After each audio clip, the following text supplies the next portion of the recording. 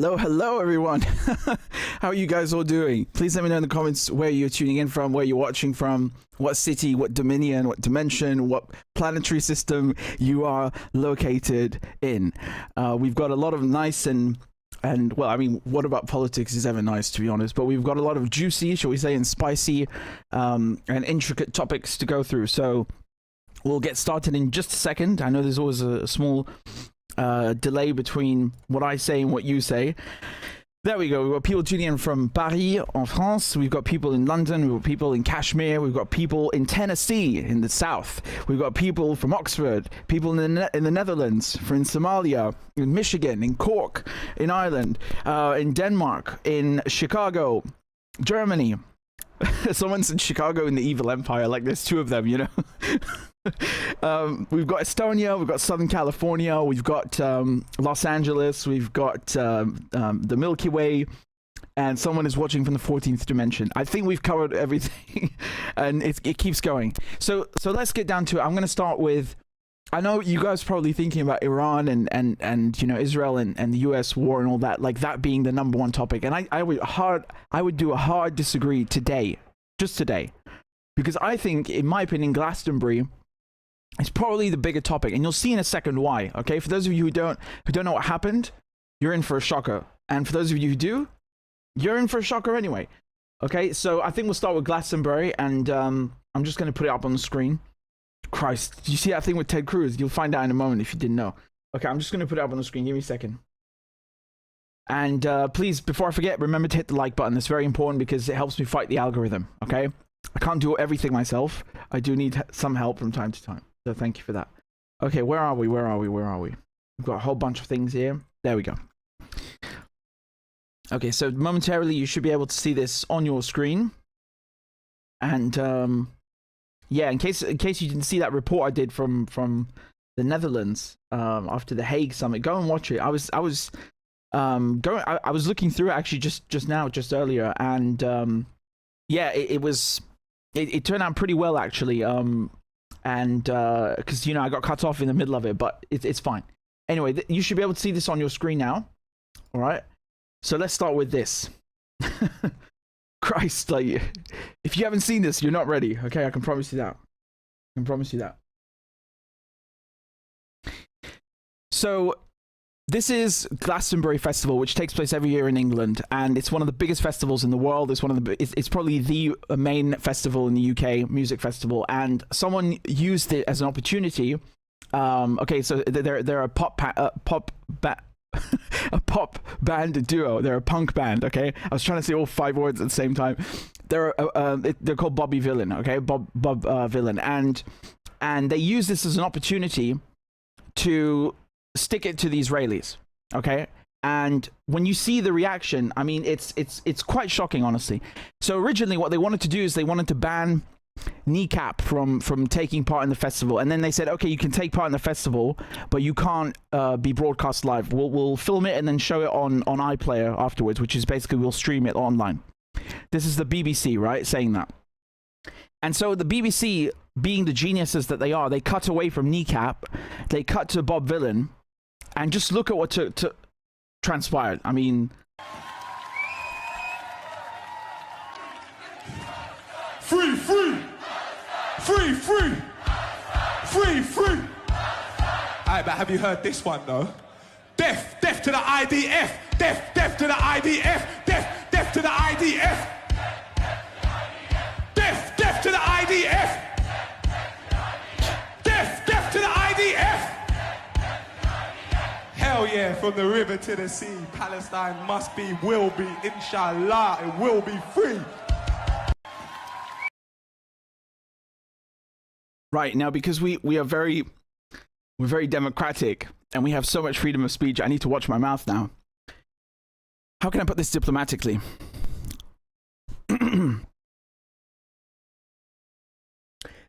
I don't think that's quite what the BBC had in mind. And I don't think it's what Zionists quite had in mind. And so now you should see it's been 12 hours. It's been over 12 hours now of just everyone losing their goddamn minds. How dare you? How dare you? And the culture secretary has like phoned the BBC, and you know they've had like ministers come. The health secretary for some reason brought on TV and everything. It's absolutely wild. And the police are looking at the footage now. Look, this is an official. Look at this 1984 bullshit. Honestly, look at this. Avon and Somerset Police. Oh yeah, we're aware of the comments made by ACTS, and that they're assessing video evidence. Well, what is there to assess exactly? I mean, is it a criminal offense to say that? I honestly don't know. I don't know. I really don't. And look at the media also. This is on the front page of the Mail, and of course, you know, they twisted their words, and now they've gone and said that punk band, so they're saying now arrest punk band who led death to Israelis chants at Glastonbury. Well, no one said death to Israelis. I just played it to you. It was death to the IDF.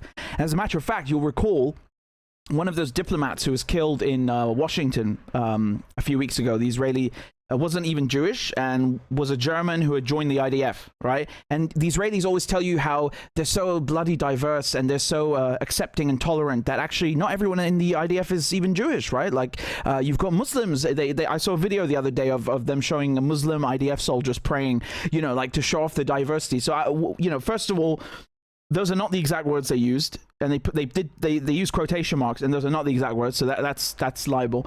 And then on top of it, this claim that, oh, well, they're you know, it's an anti-Semitic thing, or it's complete rubbish. I mean, honestly. And here's what the Israeli embassy said. The Israeli embassy is saying, like as if we give a toss, right? But anyway, I'll read it to you. They're saying the embassy of Israel in the United Kingdom is deeply disturbed by the inflammatory and hateful rhetoric expressed on stage at the Glastonbury Festival. Yeah, well, I'm deeply disturbed by you having met with the Attorney General 2 weeks after I was arrested, but that's besides the point. So they say freedom of expression is a cornerstone of democracy. Yeah, they would know all about that. But when speech crosses into incitement, hatred, and advocacy of ethnic cleansing, it must be called out. Okay, well, that's great. I think we can finally agree on something. Would you mind just telling me if I'm correct? Did one of your soldiers say this? What's his name? Captain Elad. He said that talking about people in Gaza, they need to be exterminated along with their families down to the last one. To clarify, their children also need to die. Yes? Do you condemn that? That's one of your soldiers in the IDF. Here's another one. He said, bring the wrath of God down on Gaza. Yeah. Any and all civilian casualties are Hamas responsibility. All hospitals in Gaza are legitimate targets. Those are your troops? That's the IDF that we're talking about? Yeah? Just to be clear, you know, we don't want to have any mix-ups, do we? Just to be clear what we're talking about here. And now so look at this clip from Streeting on Sky. West Streeting, how do you respond to the sight of performers on stage at Glastonbury leading chants of death to the IDF? Well, I thought it was appalling, to be honest, and I think the BBC and Glastonbury have got questions to answer about how we saw such a spectacle on our screens. But I also think it's a pretty shameless publicity stunt, which I don't really want to give too much indulgence to for that reason. What we should be talking about this week in the context of Israel and Gaza is the fact that Israeli settler terrorists attacked a Christian village this week, setting it on fire. The fact that I met the Red Cross and Red Crescent this week talking about not just the humanitarian tragedy, catastrophe today, but the risk of the spread of disease over the summer and famine in the autumn. And indeed the fact that we saw that chant at a music festival when there were Israelis at a similar music festival who were kidnapped, murdered, raped, and in some cases still held captive.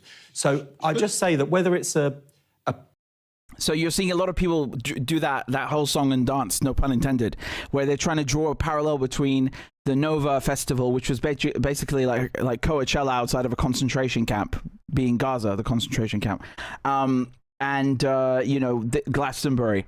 I mean, and he's repeating that lie about rape. I still don't know a single name of a single rape victim on October 7.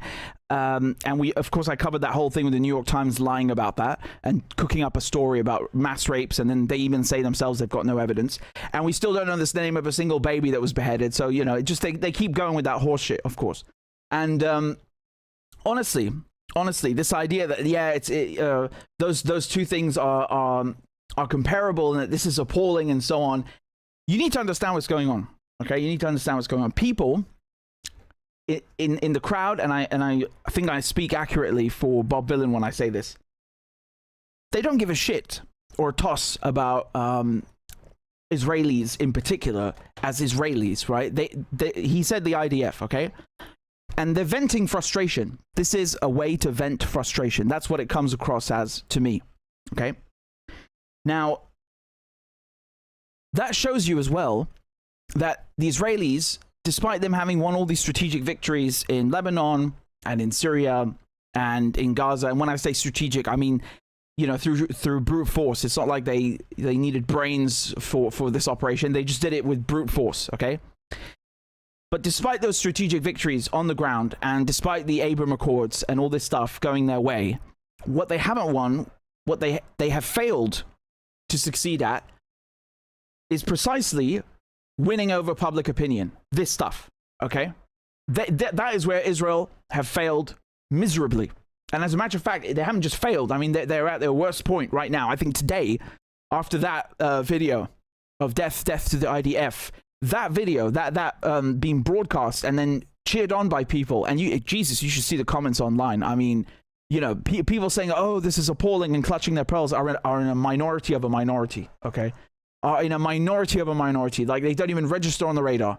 I'm just showing you these for sake of balance, right? I'm just showing you what both sides are saying for sake of balance, because it's my job. But the people that are actually legitimately offended by what I just showed you at Glastonbury are a minority. They barely register on the radar.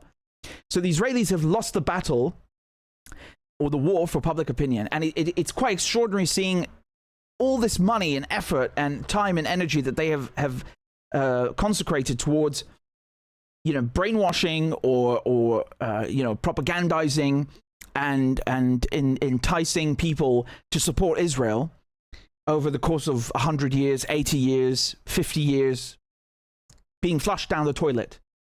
And also in the span of a year, basically. And obviously, I think that's one of the reasons they're trying to jail me in Austria and the UK, because they view me as being part of that, although I've just reported the truth, and the truth happens to be very fucking ugly because of their behavior. That's their responsibility. But, you know, because I inadvertently exposed them, they're punishing me for that.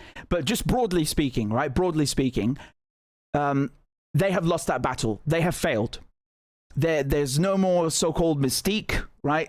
All of their stupid slogans, oh, the only democracy in the Middle East, and, you know, a land without a people for a people without a land, a land of milk and honey, promised land, chosen people. All this stuff has gone and been flushed down the toilet by 20 and 30-year-olds, okay?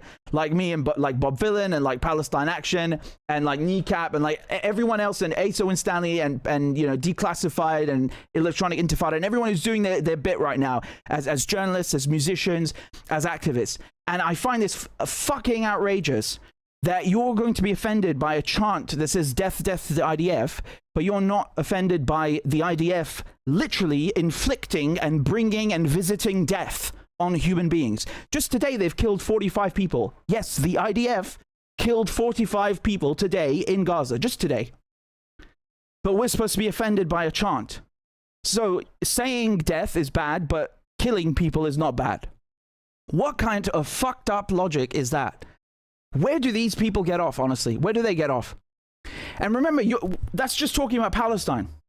Who said that Israel or the IDF has only committed crimes in Palestine? Who said that Bob Dylan was even talking about Palestine, right? He mentions it, but he could have been talking well or referring as well to the fact that they've destroyed Syria, that they've destroyed Lebanon, right? That they have a stranglehold on the whole region. The IDF come from a terrorist consortium, okay, from the Lehi, from the Haganah, and the Irgun, all right? These are various terrorist groups. And you have these wankers then going on GB News, right? Imagine calling your channel GB News, right? Great Britain News, and you can't even and you can't even muster the courage to tell your viewers what the IDF really is and what it's done to Great Britain. Okay, I'm not talking about the fact that, you know, the UK's institutions are controlled by Zionists and so on. I'm talking about the King David Hotel bombing. I mean, just look at this display, honestly, right? This is the problem with the so-called right, you know, and I mean, they are right. They're definitely right and far right in the UK, yeah? But this is the problem with them, is that, and you'll find this all across Europe, is that many of them are stinking Zionists, right? And how can you call yourself GB News or call yourself, you know, British Patriot and all this stuff, this song and dance that you see from people like Tommy Robinson or whatever the fuck his name is, keeps changing it every day, Laxley Lennon, whatever, Laxative Lennon. How can you call yourself a British patriot and then you leave out the fact that the Israelis carried out the biggest terrorist attack in history against British subjects? Did you forget that part when you were busy demonizing Muslims and doing Israel's propaganda for them? Did you miss that bit?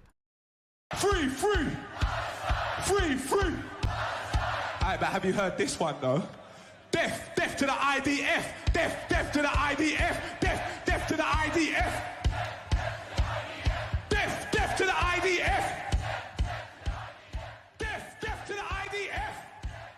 So that is a clip. Obviously, you know, we don't endorse any of that, but we're showing you what is happening currently at Glastonbury, and this is what they are using the Glastonbury stage for. I just don't think that that is acceptable. You know, if that was, I would take his mic down. His mic should be switched off, because actually, what if there's somebody there with an Israeli flag? Will it then become a riot? Will it then become? I mean, what if you're Jewish? You're there. You're going to feel really intimidated and scared. Sorry, what? What if you're Jewish? What's that got to do with it? Is killing babies a Jewish value? Why the fuck are you bringing up Jews? Why are you bringing up Jews? What does this have to do with death to the IDF?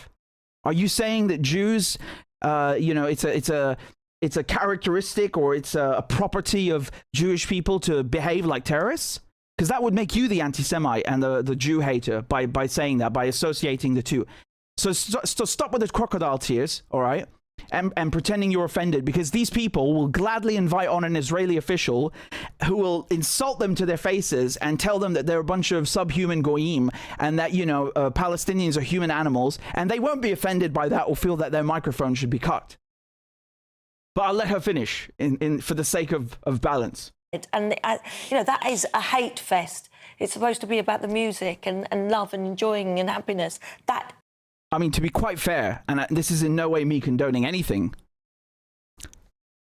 but they did look like they were enjoying it. Is wrong for every way. That is out of order, and he should be taken off stage.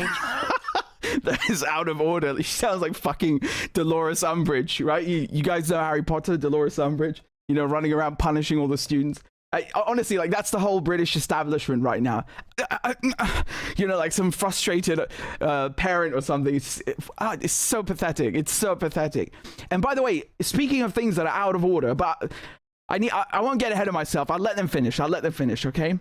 Here, proceed. Because I've got some really, she mentions a hate fest, and I'll show you a hate fest in a second, but it's not what you think it is. I'd take his mic down and say, well, you're there to sing, so just sing. I don't mind the political conversations and people supporting their political bands and so on. But when you're chanting death to people, I think we've crossed the line there, don't we, surely, Aaron?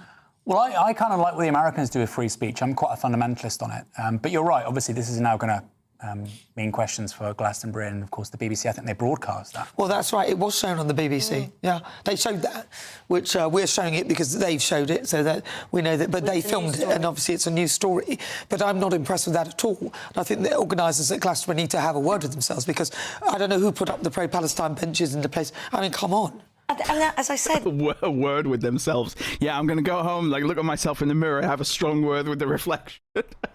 Well, if you are Jewish, I've got Jewish friends that are actually there today. How they're going. Yeah, I've got Jewish friends who think you're a wanko, okay? How about that? Does that satisfy you? Speaking of a hate fest, okay? How about we look at what Israelis like to sing, right? How about this, for example? This is a classic. It's called May Your Village Burn.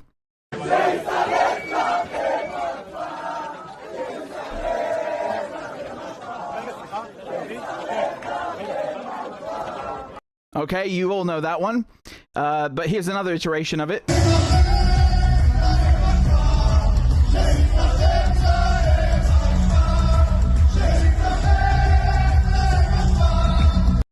All right, may your village burn. This is not a joke, by the way. I'm not being funny or showing you something fake. This is actually real. This is an Israeli song that they like to sing. Here's another famous classic that the Israelis like to chant or sing or whatever.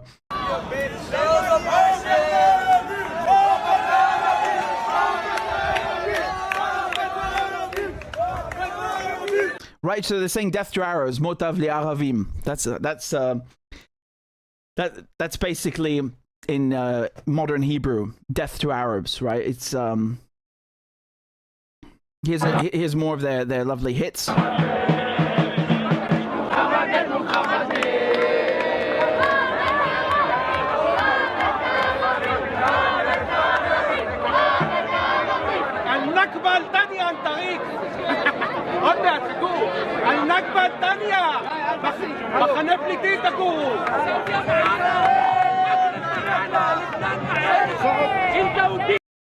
Yeah, you get the idea, right? These are not hate fests that you'll ever see mentioned on the news now, will you?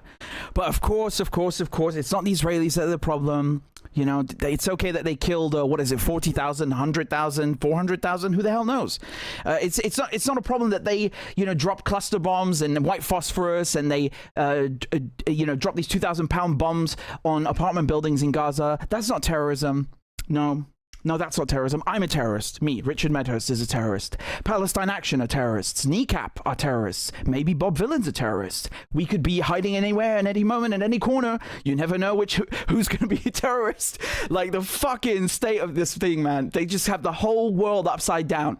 Right? It's not the Israelis that are murdering people, that are butchering people. They're not the terrorists. The ones that are physically, literally, in a three-dimensional space, murdering people. They're not terrorists, no. It's not the ones that are, by the way, chanting death to Arabs before they do that and after they do that and saying, may your village burn, right? No, they're not terrorists.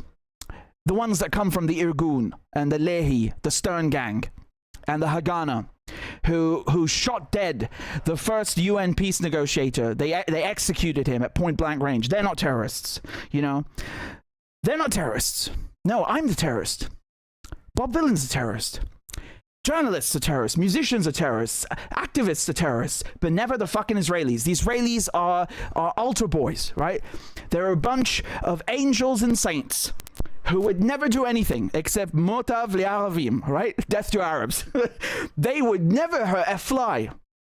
They're just poor little misunderstood war pigs. That's all they are. They're just war pigs that are misunderstood, okay? How dare you vent any anger towards their terrorist organization? How dare you? I think that makes you terrorist. That makes you anti-Semitic too. So double offenses right there. During Glastonbury, this was a couple of years ago when Jeremy Corbyn was still the head of the Labour Party, before he got, shanked by the current leader, who is Keir Starmer, the war criminal. And it was about Palestine. Back then, and this, I think it was Jonathan Cook who just raised this earlier, you had the SAS, or it was, I don't remember the SAS or which regiment it was in the British Army, but it's in the British Armed Forces. They were using pictures of Jeremy Corbyn while he was the head of the Labour Party as a target for target practice when they're at the shooting range. They're using a picture of Jeremy Corbyn, and the press found this funny. And they were even saying in the media that they should bomb Glastonbury Festival, that's this festival, to get rid of Jeremy Corbyn's supporters. And as a matter of fact, I saw another comment just like that earlier. Okay, this is obviously satire, right? But someone was saying, breaking: Israel has bombed Glastonbury after receiving intel about a large concentration of civilians in tents. So they're referring, of course, to the fact that Israel likes to bomb Palestinian refugees in tents, which they've been doing for over a year now in Gaza. And I mean, this is just looking at the last year. They've been doing this for decades. So I honestly, this is satire, but I wouldn't put it past them for 1 second. You really shouldn't put anything past these people. Yeah. I mean, this document right here, this is what South Africa submitted. Yeah. The one I was showing you earlier. It's just chock full of these statements of this is a video of our work method demolishing houses. They're so proud. They're so proud of ethnic cleansing, of murder, of terrorism, killing, all of it. But apparently I'm the terrorist. Apparently you're the terrorist if you think otherwise, right? We are all guilty, and God forbid that someone who is Jewish, but actually they mean they're Zionist, right? Because I can show you several Jewish people right now who have been laughing at Zionists, right? But you know, they'll come and tell you, well, people who are Jewish don't feel safe at Glastonbury after hearing this. And it's like when they say they don't feel safe on campus. Yeah, but no one is talking about Jews. They're talking about Zionists. And you're conflating those two on purpose so you can play the victim and make this and try and, you know, steer the topic away from the IDF are a bunch of cunts into, you're being anti-Semitic and persecuting Jews because, you know, I don't have any argument to counter what you just said about the IDF being monsters. That's what it comes down to, right? And so when they say I don't feel safe at Glastonbury, just remember what they've done to Rafah, okay? That is Rafah now. It's been literally flattened. Literally, it looks like, you know, it looks like a nuke went off there. That's a charred baby from yesterday. Those are the ambulance crews that they executed, and then they basically dug a mass grave and then put their bodies in the ambulances in the mass grave. That's what the IDF did, okay? People that they burned alive as well. So I think this has more to do with the IDF being a bunch of absolute shite bags than it has anything to do with trying to make Zionists or Jews feel unsafe. Frankly, this idea that, you know, you're going to go and level cities and do this kind of stuff, and then you're not allowed to be criticized, you can take that idea and shove it right up your fucking ass, okay? You're not going to get away with this kind of shit and then on top of it silence me and silence others. Get absolutely and unequivocally fucked. Okay? Get fucked. Not happening. You've lost the battle for moral equivalence. You have lost the battle for sympathy and compassion when you decided to ethnically cleanse multiple countries and begin these wars of aggression and steal people's land through a settler colonial movement. You lost it. Okay? Tough shit. Accept the consequences. And frankly, be happy. Be happy it's just criticism and verbal, venting rather than the kind of shit that you're fucking doing to Arabs and Palestinians and Muslims and Syrians and Lebanese and people all across the world, and even stretching all the way back even to America and to Europe and trampling on people's free speech. Be fucking happy, honestly, that people aren't as low as you in their behavior and they're just criticizing and not doing anything else. Be bloody grateful, really. Look at this crap. You remember these Maccabi Tel Aviv fans that were going around in Amsterdam chanting Motav li-Aravim, death to Arabs? You remember them when people got angry at them? You had Keir Starmer and all these European leaders coming out and saying that, it was a pogrom. Like they flipped, once again, the whole world upside down, right? They flipped the whole thing upside down and tried to make it out to be like, actually, no, those racist football fans, those hooligans that have come all the way to chant death to Arabs in the streets of Amsterdam are victims. They're the victims of an anti-Semitic pogrom. And then you'll never guess what happened just last week. The footage has been deleted in the police investigation. The footage has fucking disappeared. You couldn't make this up. Like it's a movie. This just happened last week, right? But this event took place a couple of months ago. This was last year. And I'll just play it just for reference.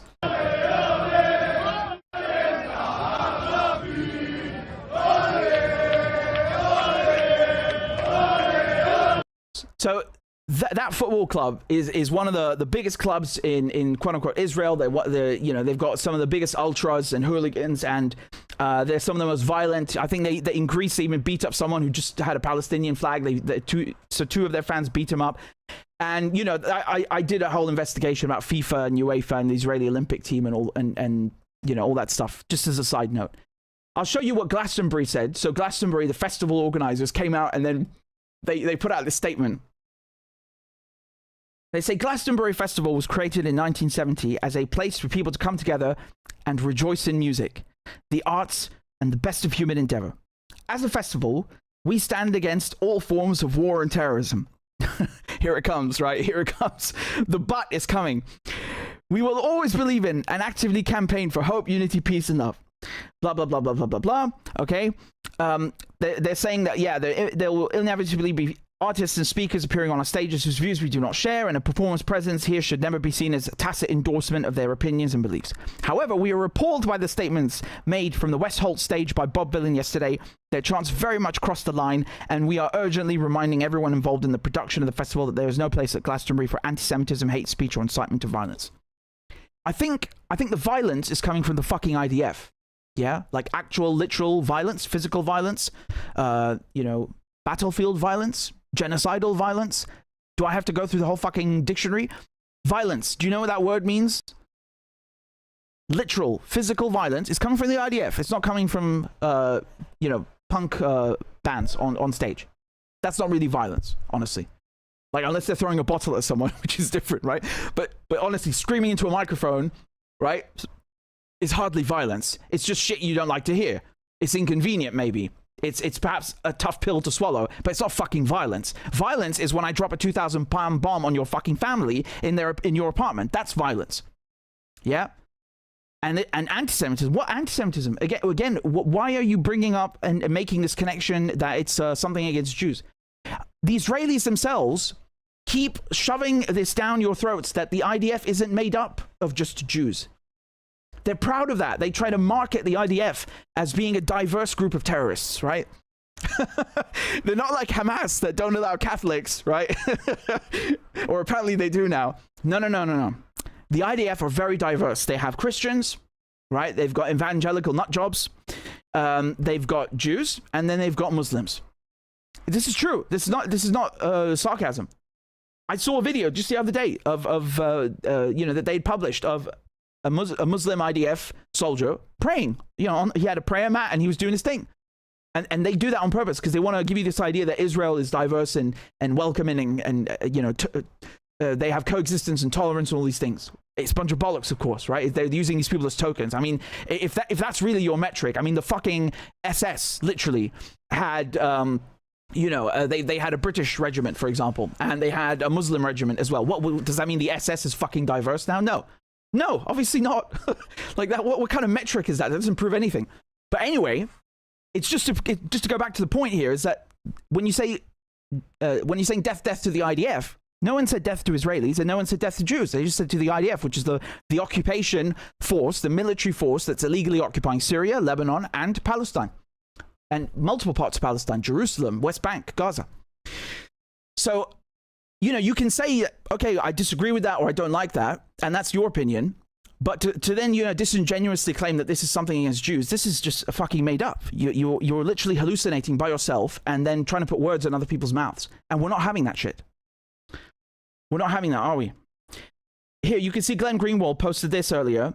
So he says, in one image, please show me the complete fraud of those who built a career pretending to be quote-unquote free speech champions and quote-unquote anti-cancel culture warriors, but who maintain a massive Israel exception to their purported beliefs, right?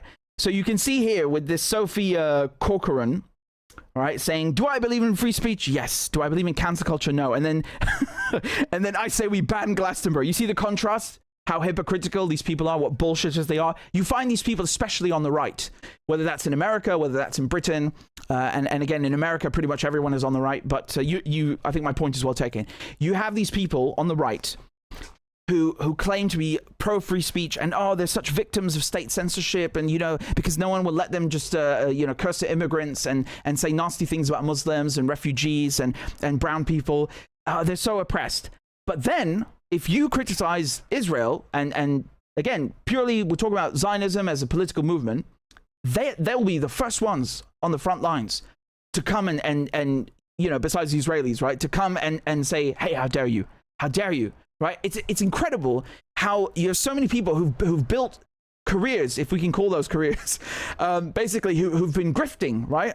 Although I don't like that word, it's a bit overused, but who've been selling this image of being free speech crusaders, and then the second you criticize Israel, they want to shut you up. I mean, the fucking fraudulence of it is unbelievable. The nerve of it. I mean, first of all, you're an intellectual dildo. And second, you're a fraud. You're a goddamn fraud. Here's another one. Look, this is James Cleverly. And another, you have to understand, I mean, the UK, I'm not even going to, you don't even need to understand what roles he's had in government, because I just showed you Streeting, for example, as health secretary. The way that politics works in the UK is that you'll basically give your friends jobs and then you'll swap positions after a while, so you could be health secretary tomorrow. After tomorrow, you can become the foreign secretary. Are you a doctor? Are you a diplomat? No, you don't fucking have to be, but your friends are in power, so you can have those jobs, right? You don't need any qualifications. Anyway. He used to be the foreign minister, just for context. So he says, James Cleverly says, free speech is a core British value. At the heart of our liberal and democratic society, education must be free from cancel culture. Our freedoms are under threat under Labour. And then what was it underneath? Glastonbury is becoming more hate-filled every year. It's sad to see. Right? So they always want free speech for themselves, but not for anyone else. Well, the point about free speech is that you're supposed to allow other people to say things even when you don't like them, especially, as a matter of fact, especially, particularly, most of all, when you don't like those things, okay? That's why, for example, when they nicked Tommy Robinson, or Laxative Lenin, whatever his name is, under the Terrorism Act, I criticized it, because even though I don't like his politics at all, and I think he's a Zionist shill, but because the law is wrong, right? The law is wrong. But that's a different topic for now. I'm gonna stick to this point about how they're hypocritical. Okay, here's another one. Kemi Badenoch. So she's saying free speech is a conservative principle and is under threat. We must fight for it. Rules to protect people from perceived harm have overreached. Being upset or offended should not be the state's concern. Silencing free speech harms democracy, culture, and individual resilience. And then what is it underneath? This is grotesque. Glorifying violence against Jews isn't edgy. Again, I don't know who keeps bringing up this topic about Jews. Who is talking about Jews? The West is playing with fire if we allow this sort of behavior to go unchecked. The cultural establishment needs to wake up to the fact that this isn't protest, it's incitement. Right? It's amazing what hypocrites they are. It's just enormous, really. It's enormous the level of how, you know, of hypocrisy, of how they just have zero kind of shame. I mean, they are running cover for a genocide. It's not just like they're saying, oh, I don't like what you're saying and I want you to get arrested and banned and whatever. No. They're doing it so they can keep the IDF murdering people. So they can keep, you know, the gears and the cogs of the machine that's grinding Gaza down alive and well-oiled. Yeah, that's what it's for. And then you see this kind of rubbish. I mean, as a proud Zionist, I wouldn't feel welcome at Glastonbury this year. It's like saying, you know, well, as a proud Nazi, I would not feel welcome at this peace rally. Well, good, you shouldn't fucking feel welcome then. Fuck you. I mean, this is extraordinary. You know, it's like, I want to murder Arabs and Muslims, and I want to steal their land, and I want everyone to shut up so I don't feel emotionally and intellectually challenged. Bow down and worship me, Goyim.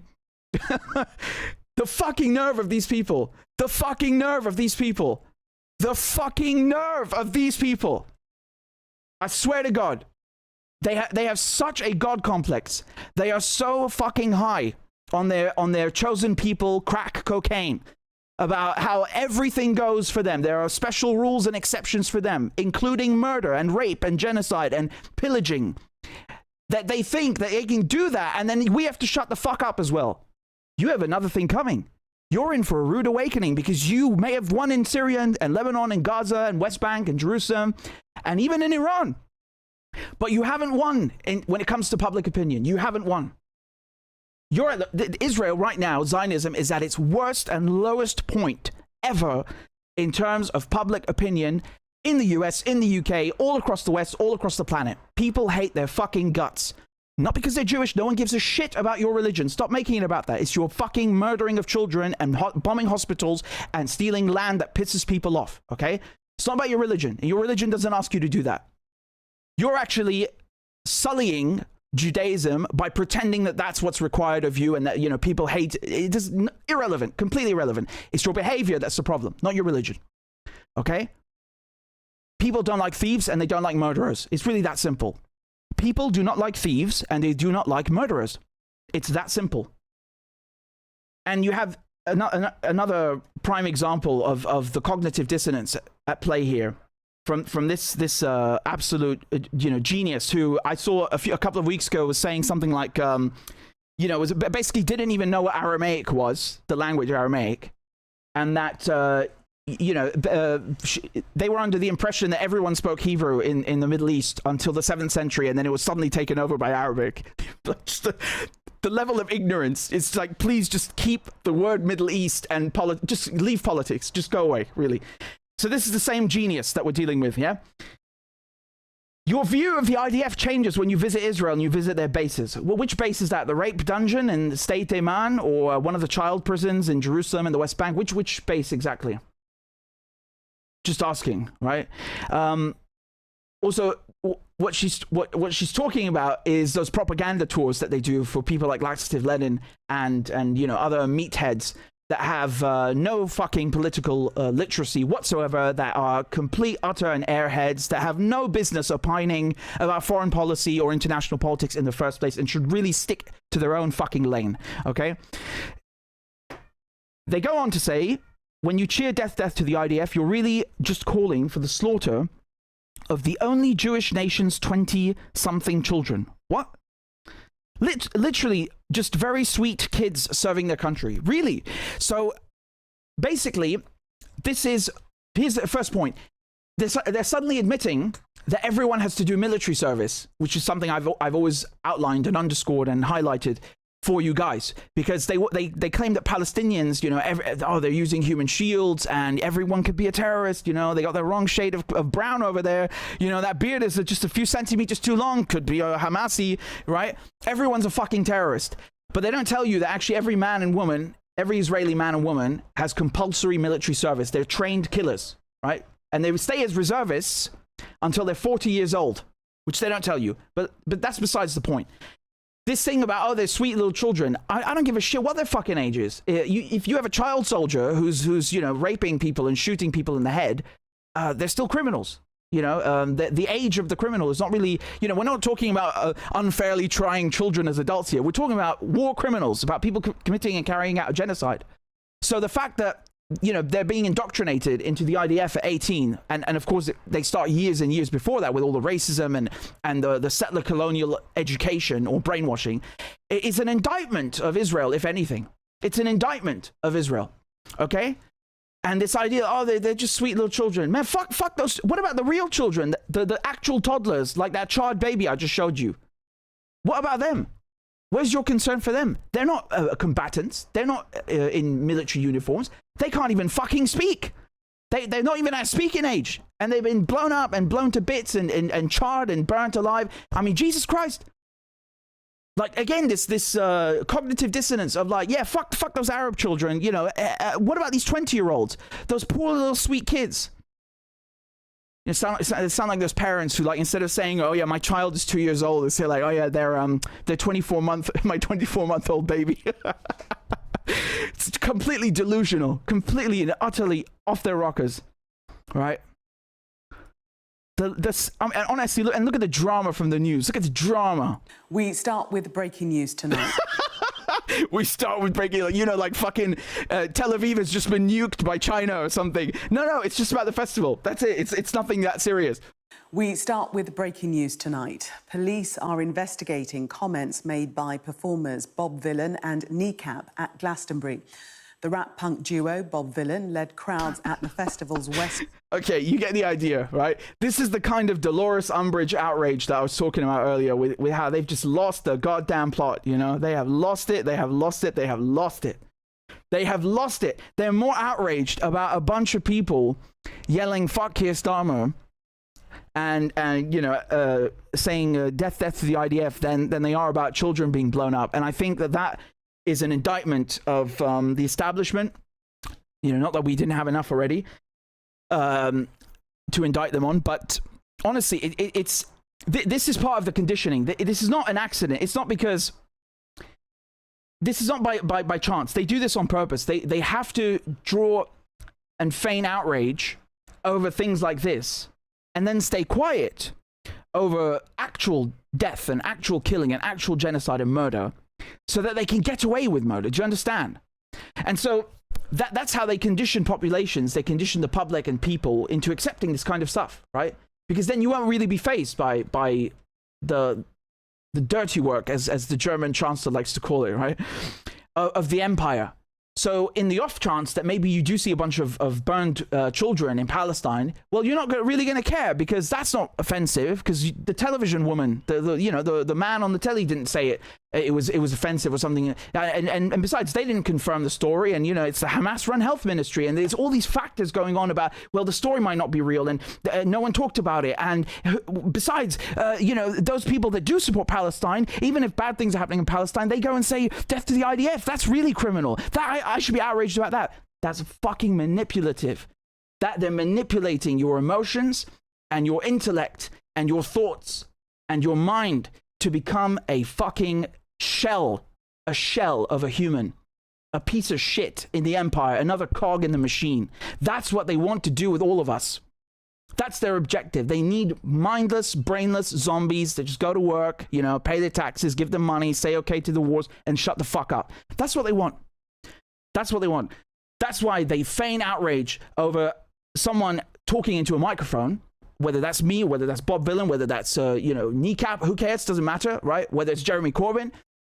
To them, that is a far greater crime than actual literal murder. And then they make talking into a microphone the terrorist offense, but not terrorism itself. The world is upside down, or they are upside down in any case. And I'll just show you. This is the only thing we've seen so far from after the set by Bob Villan on Instagram. Because while Zionists are crying on socials, I've just had late night vegan ice cream. I mean, that's just taking the piss, honestly. that's just taking the piss. They're not gonna like that, but anyway. And here, this is from Kit. I'm gonna show this from Kit. He said, so you had someone, of course, saying, if this man, meaning Bob Villan, right, the front man, had been performing at the Nova Festival, he would have been begging for the IDF to rescue him. I saw another one that said something like, if this man saw the IDF or encountered the IDF in person, he would shit his pants.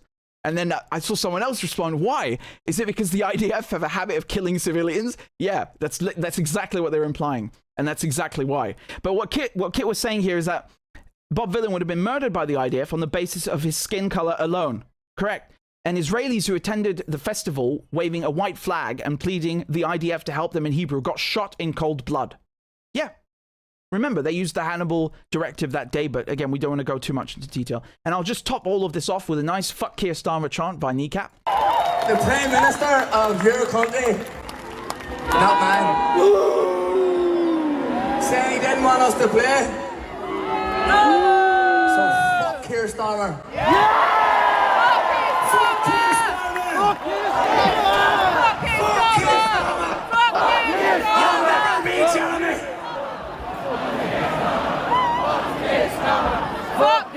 Open up in the middle again.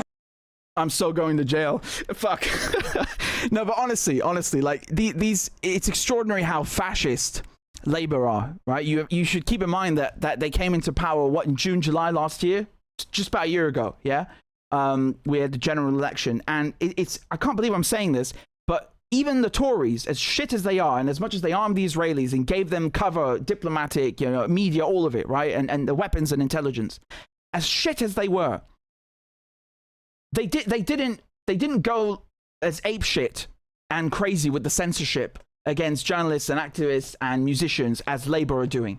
Like, there are people in England right now that, I mean, and have been like that for years now because of the sanctions against Russia and all this stuff.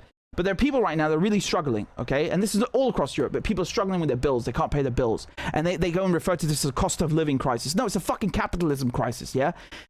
And instead of treating those ailments in the economy, in society, they're busy running around sending fucking senior government ministers on television to condemn festivals. Do your fucking jobs and leave us the hell alone. Do your goddamn jobs. Your job is not to police people's fucking speech. Okay? It's not your job to police people's speech. Your job is to get people out of poverty, right? To do what an actual Labour government would have done. When I say actual Labour, I mean like one maybe 100 years ago, right? Not this shite that we have now. Do your fucking jobs. I mean, this is outrageous. This is crazy. The number of resources that they mobilized to crack down on people. What the hell is going on? Have you lost your minds?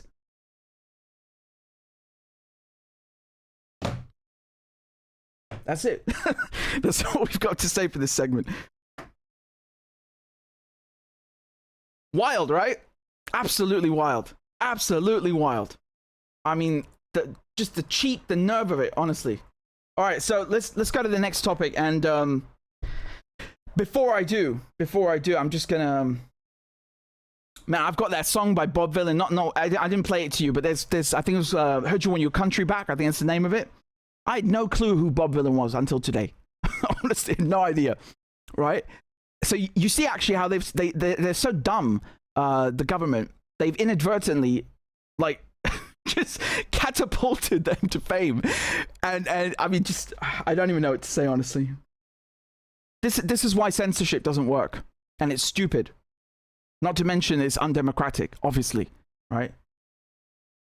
So yeah, I just wanted to read some of your things out before we continue to the next segment. Okay, we've got something over here. This is from Hassan, who says, thank you for posting and streaming again somewhat consistently. Currently watching the live stream. Thank you very much. And we've got another one on PayPal. This is a contribution from Jamal. Thank you, Jamal. And there's another one over here we just received from, I think from Vero. Thank you very much. And we've got a further contribution from, hold on, I'm just trying to load this. From John. Thank you very much, John. And thank you to all of you who are donating on Patreon and GoFundMe and PayPal. Remember, they demonetized the YouTube. Gotta love the free speech, right? I mean, just look at how high these people are. Like in the span of a year, less than a year, right? Yeah, so like 9 months. I got hit with terrorism arrest, demonetized, and then, well, if we say a year, then also the raid. But like, I mean, they must be really shitting their pants. Are they so insecure, and are they so fragile? Okay. I mean, I'm just doing my job. I don't really care how they feel. Not my concern, not my worry, and not my business.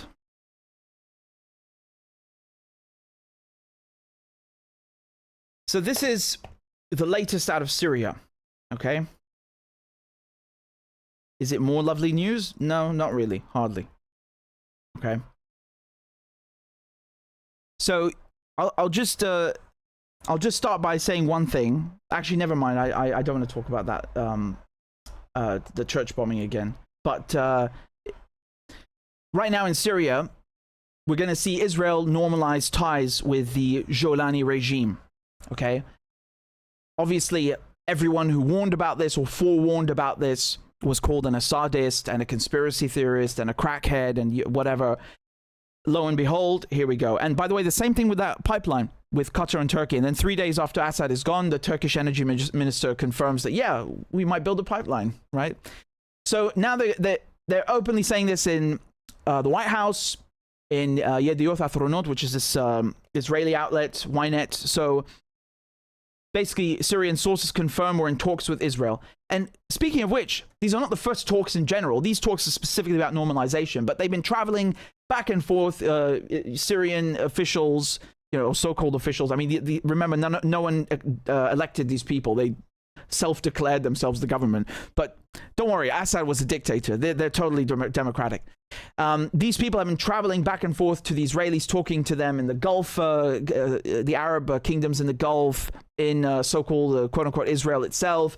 And, the Israelis, of course, have free reign inside of Syria. I mean, just today, literally today, on Sunday, June 29th, there was an article I saw about Israelis kidnapping a bunch of people inside of Syria and then taking them over back across the quote-unquote border for questioning. So, they're acting like it's an extension of the colony, and that's, of course, their ultimate goal. And Smotrich himself said that they want to extend it all the way to Damascus, and of course, they'll take much more than that. So let's read a bit about this.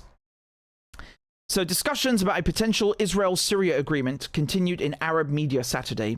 London-based Saudi newspaper Sharq al-Awsat, which means the Middle East, published an article titled, "Is Syria ready for peace with Israel?"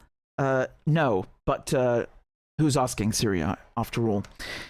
Sources close to Damascus government told the paper that indirect negotiations are underway with regional and international backing. That means the United States, previously acknowledged by Syrian President Ahmed al-Shara. And you remember during the first month when they took power, they were saying, oh no. There's nothing with Israel. And when Israel was bombing Damascus and bombing Syria and taking out all of its jets and planes and, its fleet of aircraft and taking out its navy on the Mediterranean coast in Latakia and Tartus, You had the new, again, self-declared mayor of Damascus, or governor of Damascus, saying that, well, Israel just feels threatened. They're just like kind of venting, you know, like they're some angry fucking teenager or something, and trying to justify that and then walking it back when it was literally on video. But okay, I'm just trying to show you like how they've been lying the whole time about this, and in the worst way also. They're not very good liars. This is hilarious, right? This is hilarious. Quote, Syria demands an end to Israeli attacks. You don't demand anything with Israel, okay? In this case, anyway. You don't demand anything. No, you are dictated to, okay? That's the reality. But I'll continue to indulge their nonsense in the quote. Syria demands an end to Israeli attacks and incursions into its territory and seeks a return to the 1974 disengagement agreement. Israel aims to establish a new buffer zone, and a security deal paving the way for future comprehensive peace is likely. So when they say a buffer zone, that means we want to steal more land, and they've already fucking done it. So honestly, what kind of deal is that if they've already taken what they want? You're not really making a deal then, are you? You're being dictated to, as I just outlined. And keep in mind the area that they took in the Golan Heights. So they were already occupying most of it from 67 until now. And then after December, they took an area twice the size of Gaza in addition. And that includes, of course, Mount Haramon, which is the highest peak in Syria. Okay, it's about 2,000 meters altitude and lets you see not all of Syria, but most of Syria and Lebanon and Palestine. Gives you extraordinary surveillance and intelligence capabilities. It's a very, very important strategic asset to have. It's the most important place perhaps in all of Syria, not in terms of resources, but in terms of intelligence gathering and surveillance and so on. So, of course, they mentioned the Abraham Accords. Those are the things that the deals or deal that Trump put forward, where he brought, or shall we say, brought, Bahrain and the UAE to the table with Israel. But when we say that, they already had ties with each other anyway. It was just under the table, right? He basically just made it public. That's all that happened. And then of course Sudan and Morocco were brought into the fold as well, and now they're going to add Syria. And you can see how bit by bit across the last couple of decades, they started with Egypt and Jordan, and then they went with the Abraham Accords. That was the next big step. And Saudi Arabia will probably be I don't know, the next after that. And forget Palestine for a second, because that's a bit more complex. But basically, they've tried one by one through force, or only through force, really. They've had to, because when you tell Egypt, we're going to cut off your food and your water, I mean, is that really being diplomatic? Hardly. It's basically threatening force. So they've tried through force or threatening force to force Arab countries into accepting Israel. And most people in these countries don't want any ties with Israel. Morocco, for example, basically the deal was that the United States will recognize their dominion over the Western Sahara, and then Israel will sell them a bunch of spy satellites and cyber weapons and so on. And Israeli diplomats at one point couldn't even find apartments because everyone would refuse to lease them or rent out an apartment to them. Can you imagine? As soon as they found out that they're Israeli diplomats, they're like, fuck that. And that should give you an idea of the kind of public sentiment that people have, despite whatever you may hear in the media about normalization and Abraham Accords and this kind of stuff. Now, with Syria, I don't think don't expect anyone to go and throw up their arms and start a revolution now and go wild because, oh my God, how can we normalize with Israel? No one is going to give a crap. I can guarantee you. You know why? Because people are tired of the war. And honestly, that's a pathetic excuse if you ask me. And it's very easy for me to say, of course, but everyone who's Syrian was affected by the war. But I'm just telling you the reality as it is, okay? Because nothing, if these people were allowed to come to power, right, these Al-Qaeda scumbags, then nothing is going to change, right? There was no outcry, there was no public outrage about that. People just, they had enough of the sanctions and the war, and that's why these things work. That's why they use force, and they threaten the use of force against these countries in order to force them to capitulate and accept being occupied or accept having so-called ties thrusted upon them to serve whatever purpose it is that the empire currently or currently or plans to have. Now, Syria has been a hub for Palestinian resistance for a long time. There have been ups and downs where, you know, sometimes the Syrian government was not okay with the strategy that Palestinians were adopting, and, you know, they had fights with them and all this kind of crap. But most of the time, roughly, since, you know, the day that the Israelis, the Zionists declared their stolen colony, Syria was, you know, at the forefront of that fight against Zionism in 48 and onwards. And it also provided the kind of powers and resources and assets that a state actor has access to, whether that's diplomatic cover, whether that's money, whether that's infrastructure, etc., to the Palestinians, to the point that you had several Palestinian groups throughout history based in Damascus, and up until recently, I believe PIJ was one of them. But of course, one of the conditions, one of the you know, the outcomes that the Israelis have always desired is not just to cripple Damascus so that Syria can't take back the Golan Heights for itself, but of course to cripple those Palestinian groups. And that's exactly what's been going on for the last couple of months. Exactly what's been going on. So the so-called Syrian government, this new regime, have been dissolving and disbanding all the Palestinian groups that are based in Damascus, including PIJ and so on. And they've been arresting the members, you know, and who the hell knows what else they've been doing, whether they've been handing them over to the Israelis for torture or just torturing them directly in Damascus. And of course, you know, they've not just arrested them, they've dissolved their organizations, or at least their branches in Damascus and their headquarters in Damascus entirely. So you couldn't wish for a more subservient, cucked, beaten up, beaten down regime or vassal than the current Syria if you are Israel. You know, if I were in Tel Aviv in December, I would be popping fucking champagne over what happened in Syria. Forget Nasrallah. Nasrallah is not Syria, okay? Nasrallah is a headache, but he's not Syria. He's not the land bridge, right? Like he's not a state actor. Palestinians, no one's bothering you when you're taking them out and, you know, stealing the land in the West Bank. You can get away with genocide. Syria's the fucking prize, right? That's the only Arab state in the region that's still giving you trouble. If I were the Israelis in December, and actually right now, right, with this news that I'm showing you with this so-called normalization, I would be popping goddamn champagne every day, okay? And I guarantee you they are. That is how big and how massive this is. This is probably the biggest win since, I don't know, since they got Egypt to normalize, right? And you could, of course, then also talk about the Gulf, but that's not really, you know, it's been semi-official. It's much nicer to have it out in the open. And then it's like, well, fuck you, what are you going to do now, right? Either way, this is a massive win for the Israelis. This is what I talk about when I say strategic victory, okay? Because you're getting the oil, you're getting the gas, you have unfettered access to the airspace. So if you want to go bomb Iran, who's going to stop you? Who's going to stop you?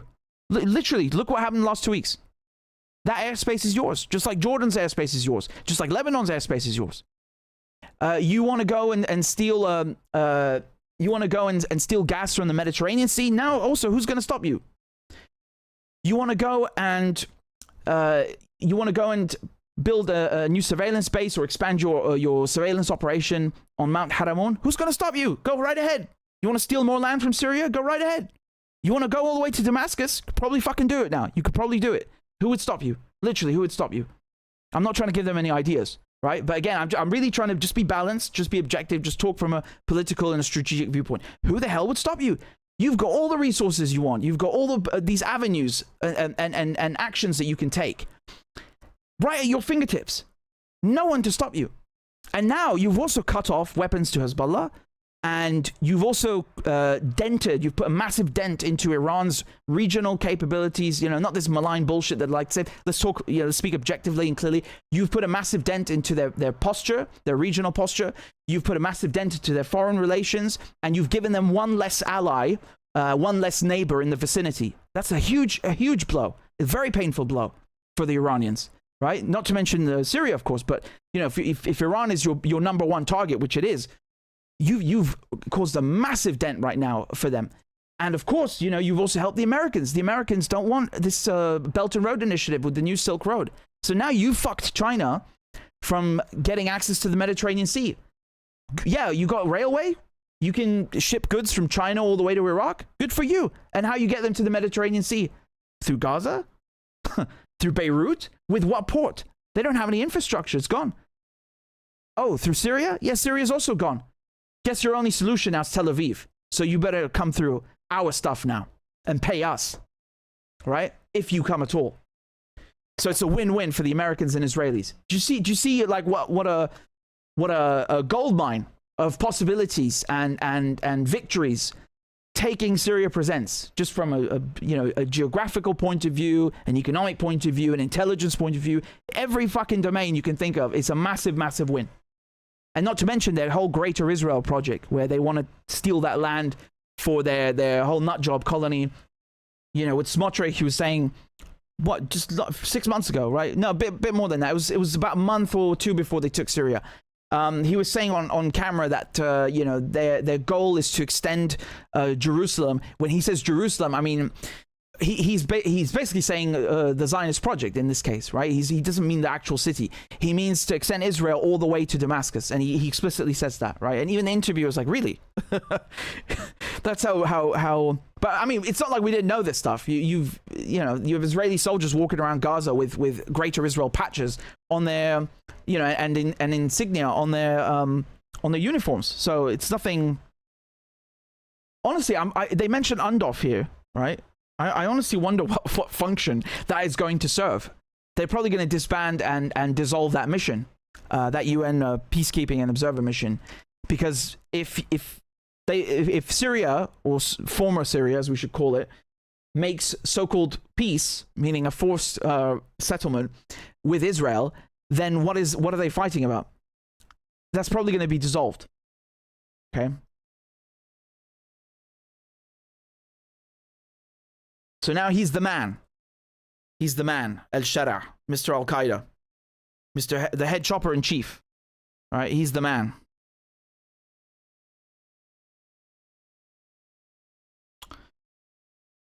Yeah.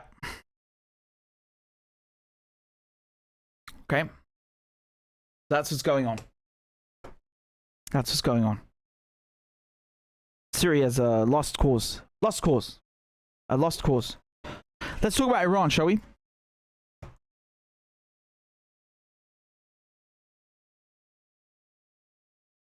Honestly, that Glastonbury stuff is just nuts.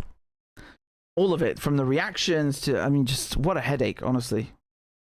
Okay.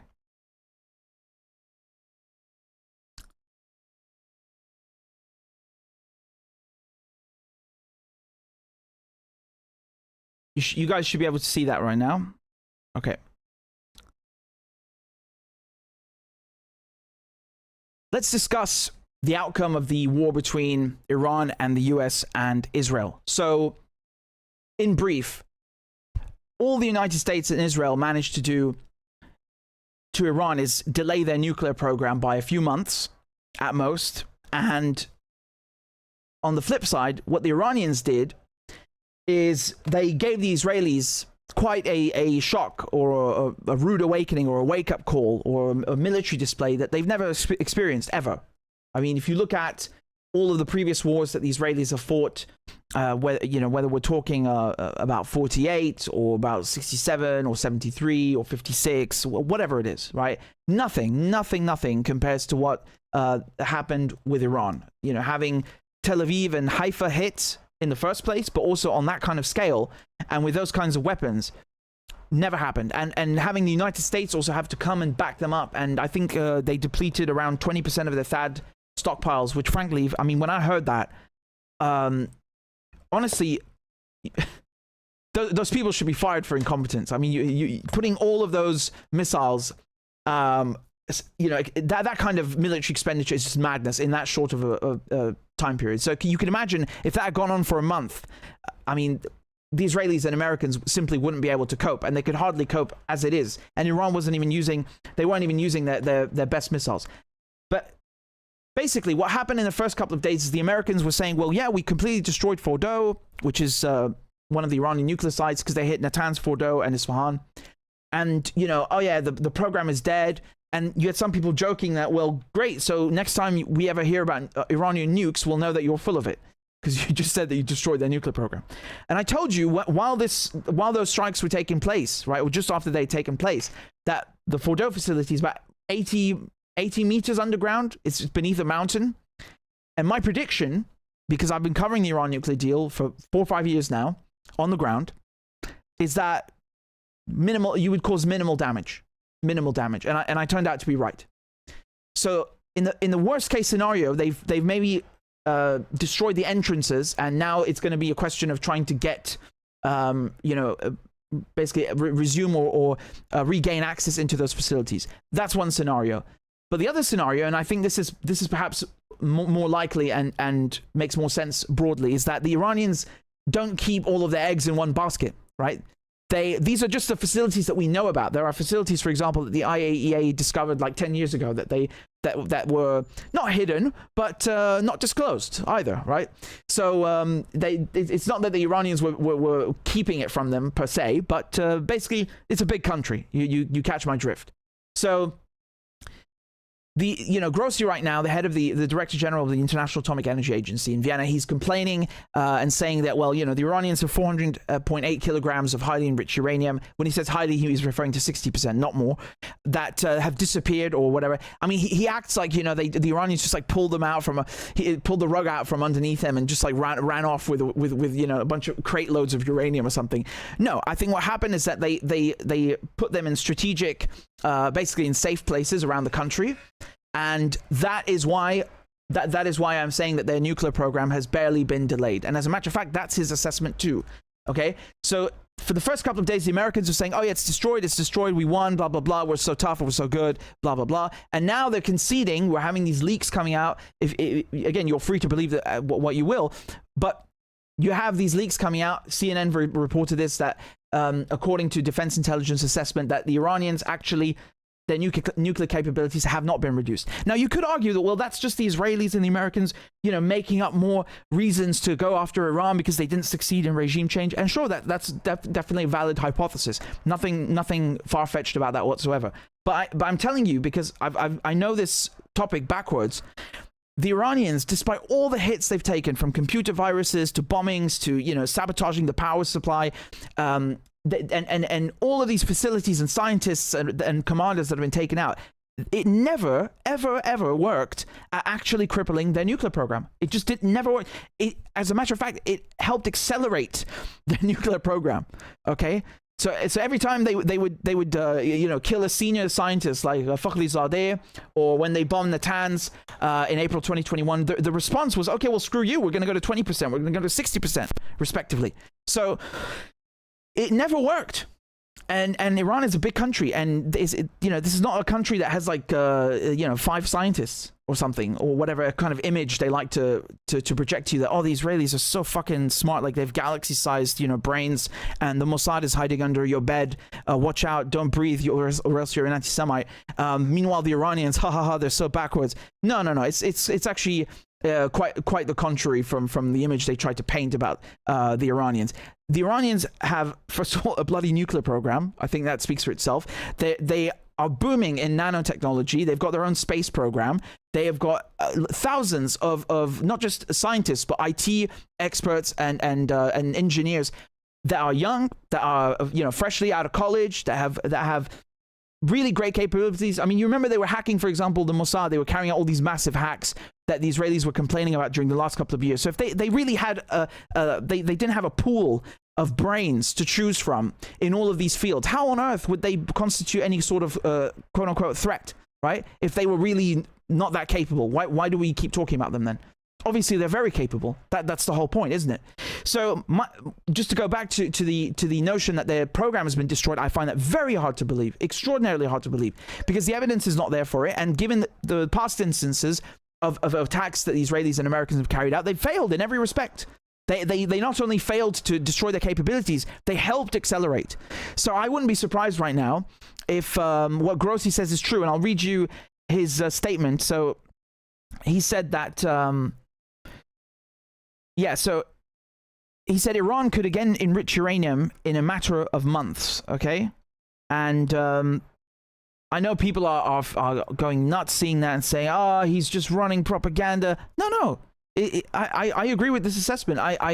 You have to remember when Netanyahu, people keep posting these clips of Netanyahu where he says, like, in 1992, Iran is a few years away from a bomb. And then a few years later, when that time has passed, he's saying the same thing again. But he wasn't lying. look, in nuclear science, okay, and especially when we talk about nuclear weapons programs, there's something called breakout time. Okay, breakout time is the amount of time it takes you to enrich just enough uranium to make a bomb. Okay, enough fissile material. The Iranians have always had the capability. When I say always, I mean, you know, if in the last 3 decades, right? But especially the last 2 decades, they've always had that capability. They just never used it. So it's like you've got someone who's, you've got a runner who's about to start a race, and they're still at the starting position. They're at the starting line, but they're not moving. Okay. So if I know that they need 1 minute to do a lap, and they just never move. They just stay fixed like a statue at the starting line. I can keep telling you every year, hey, he's 1 minute away from crossing the finish line, and it would be technically true. It's just that they're not moving. It doesn't mean that Netanyahu was lying. Do you understand? What he was lying about is that they're after a nuclear bomb. That was the lie. Okay? So yes, if they wanted to build a nuclear bomb, they could do one in whatever time Netanyahu was saying, right? I'm not saying everything he said was true, but you know, right now I would guess they need a few months, like Grossi is saying. So yes, they just need a few months, or they just need a few years to get enough fissile material to break out. But that doesn't mean that they're building a fucking bomb. That's not proof of them having a weapons program. That's the lie that Netanyahu was telling. He was speaking about Iran like it's a foregone conclusion that they had already taken a decision to build a bomb, and they were in the process of doing it, which they weren't. And there's no evidence for that, and there still isn't any evidence for that. Do you understand? It's very, very important to be clear about this, because posting those clips of Netanyahu, it shows a complete fucking misunderstanding about nuclear science, about Iran, and about what he's lying about specifically. So, you know, we know Netanyahu's a liar, but if you don't know what he's lying about, I mean, it doesn't really bode well for you, does it? So I think I want to be very, very clear about that. Okay, and the same thing with Grossi right now.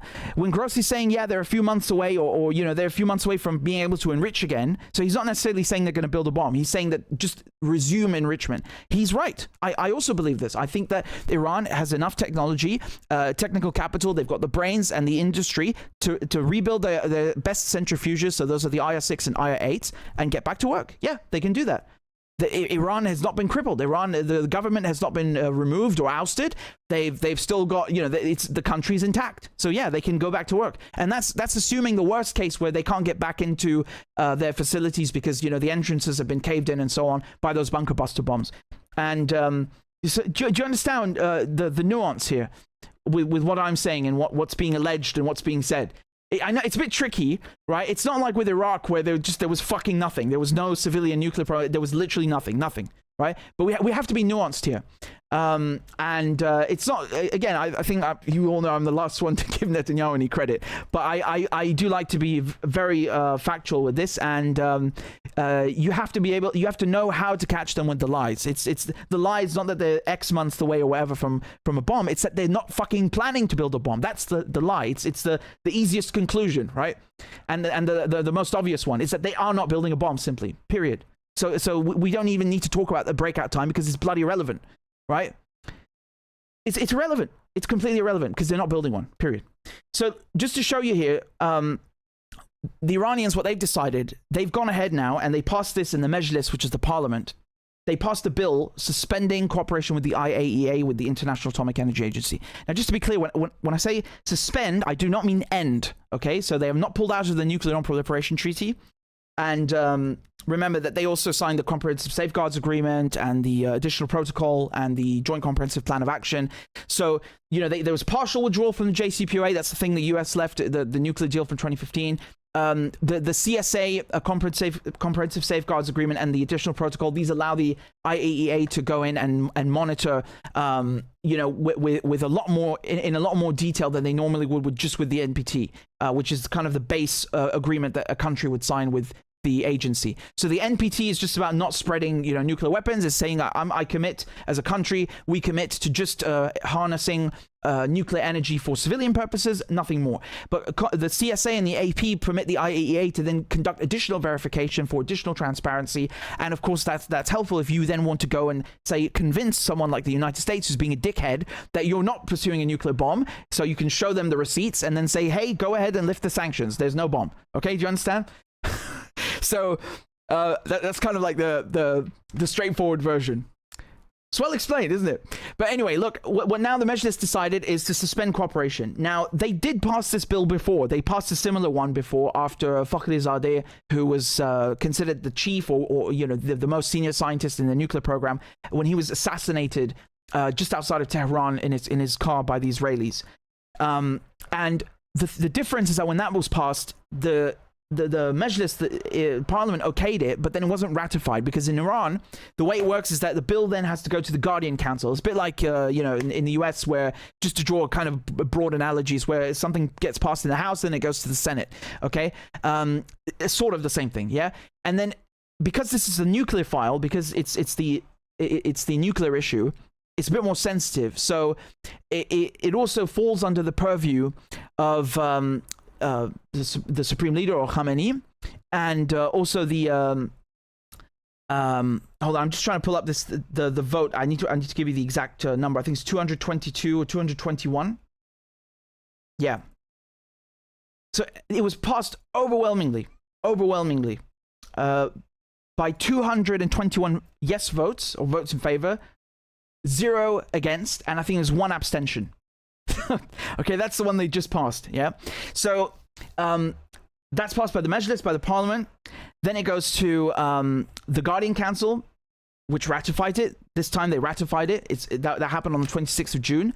And then, of course, it's still going to be looked at by the president, who is also part of the president, and also and Khamenei. So they're going to look at that through the Guardian Council and also the Supreme National Security Council, the SNSC. So basically, these, you know, it doesn't function the same way as, you know, the UK does or the US does.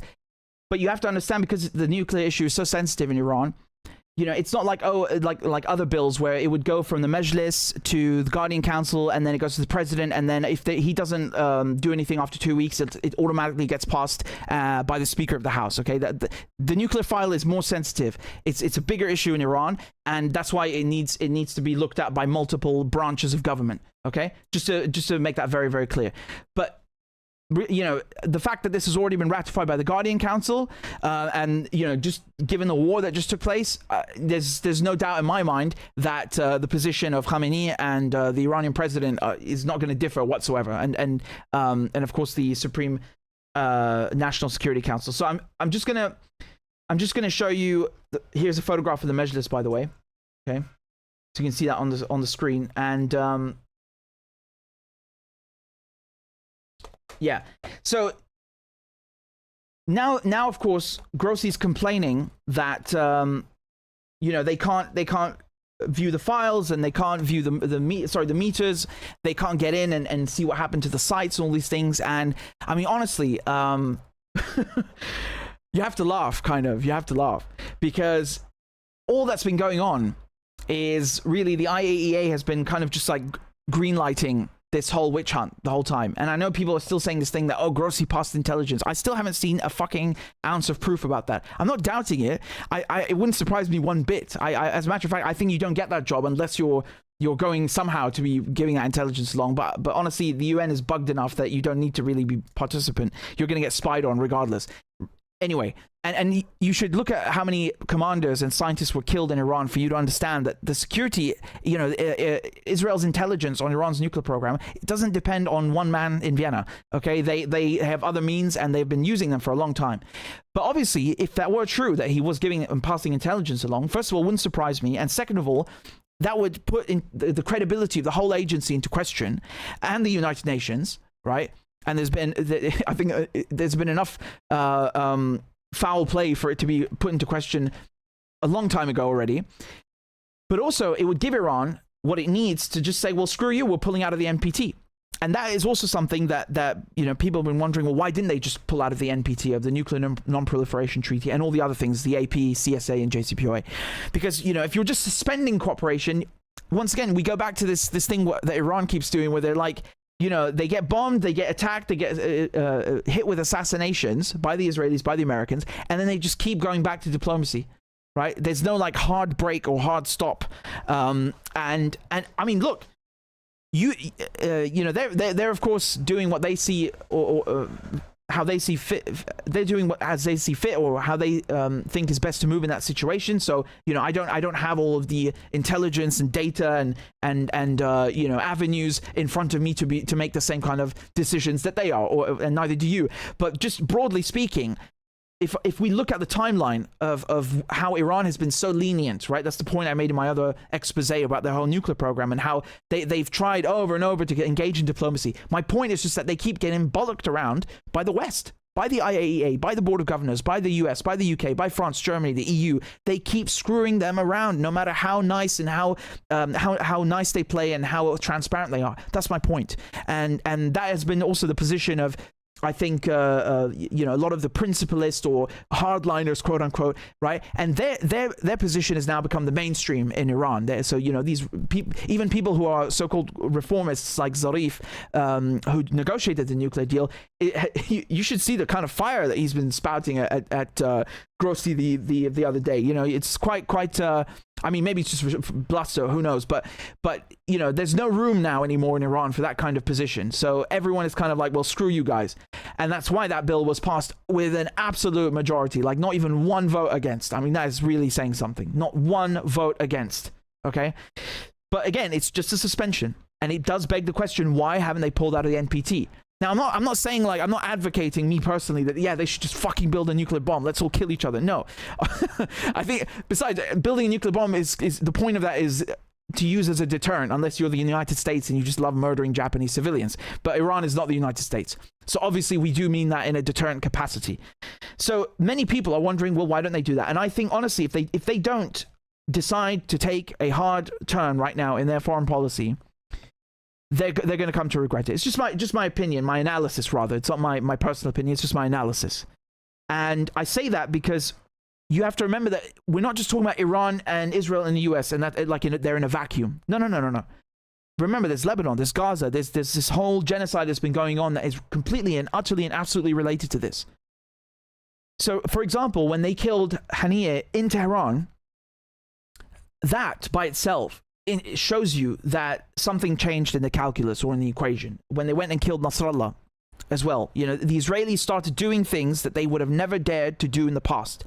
And for whatever reason that is, maybe I don't think it was a lack of intelligence or capability, but rather because it was simply considered too much of an escalation. And that changed, that calculus changed. So we're no longer dealing with this this scenario or this reality of asymmetrical warfare, or where Iran is able to exert influence or a lot of influence through its so-called proxies, quote unquote. I hate that word, as if Israel's not a US proxy, right? It's regional allies, okay? And you have to remember that all of its regional allies have been weakened too. So Syria is gone, right? Hezbollah has been hollowed out. It's not gone, but it's hollowed out. The Palestinians are suffering a genocide. This is not the same Middle East or region or dynamic that we're talking about, for example, 2-3 years ago. It just isn't. So the calculus has changed. And in Iran, I feel like if they don't pull out of the NPT at this point, after all of the crap that they have done to prove themselves and to be transparent, and then they still get bombed. And on top of that, remember the day they got bombed on June, so 12th going to 13th, that's the day the IAEA said that they were reneging on their NPT commitments. So they weren't saying Iran is not being cooperative. They were saying it wasn't fulfilling its basic commitments and responsibilities under the Nuclear Non-Proliferation Treaty, which is bloody madness. That's really a stretch. That's what I mean when the IAEA has been the really deadly role that they've been fulfilling. It's not Grossi or whoever the hell is in charge of giving intelligence, which the Americans and the Brits take anyway. It's the fact that they've been writing these reports, and then the Board of Governors, which is made up of member states, which include the UK and Germany and so on, use that report to then go and piss on Iran, even though Iran is being very cooperative. You understand?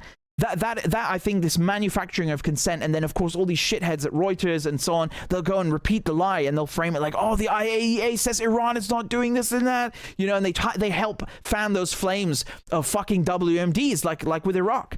It's the same kind of mentality and the same basic lie.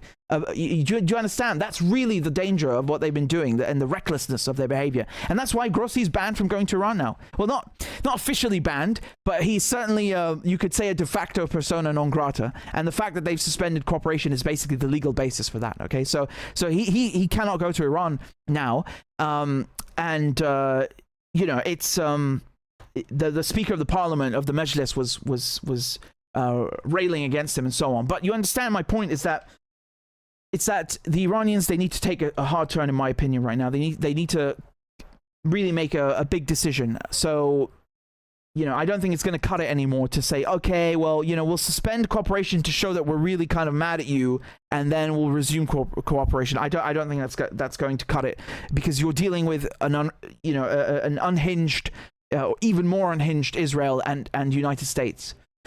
And remember that all of this was about the missiles originally. It's not really about the nuclear file. It's not really about their nuclear capabilities. This was always to do with their ballistic missiles and their regional support. That's really why they went after the Iranians, why they pulled out of the nuclear deal, and why they sanctioned them, because they wanted to cripple their economy.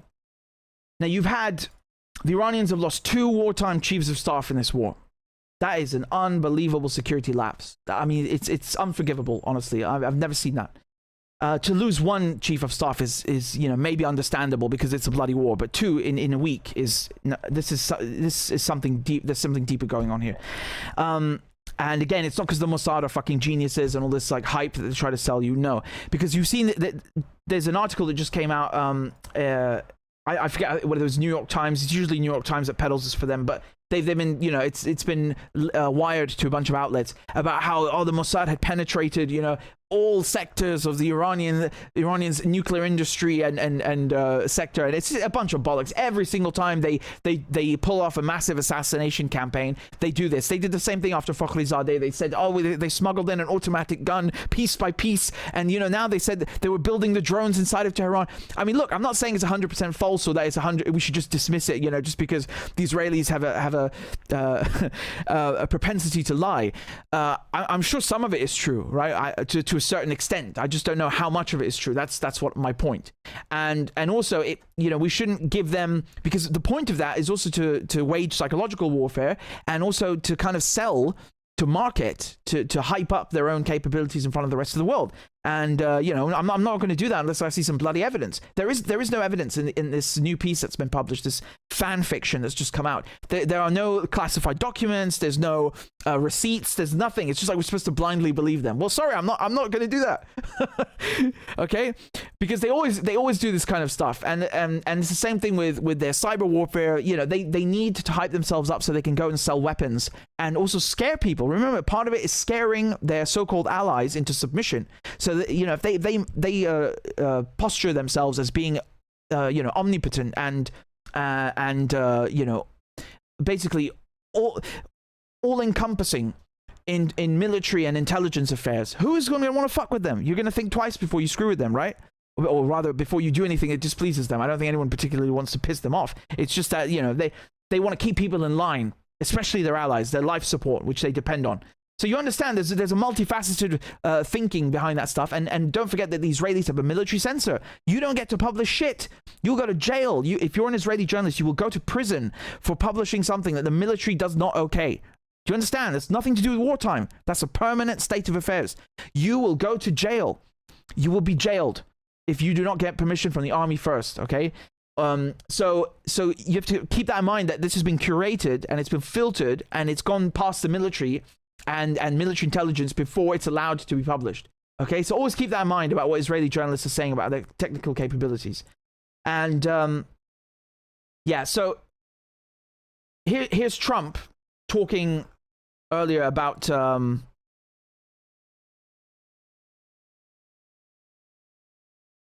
Iran. We knew they had. This is after the so-called ceasefire. I mean, again, a ceasefire implies that they signed a deal together and so on. It's more like a cessation of hostilities, I believe Merendi very eloquently and correctly pointed out earlier. And that's very well said. Indeed, it's a cessation of hostilities more than anything else.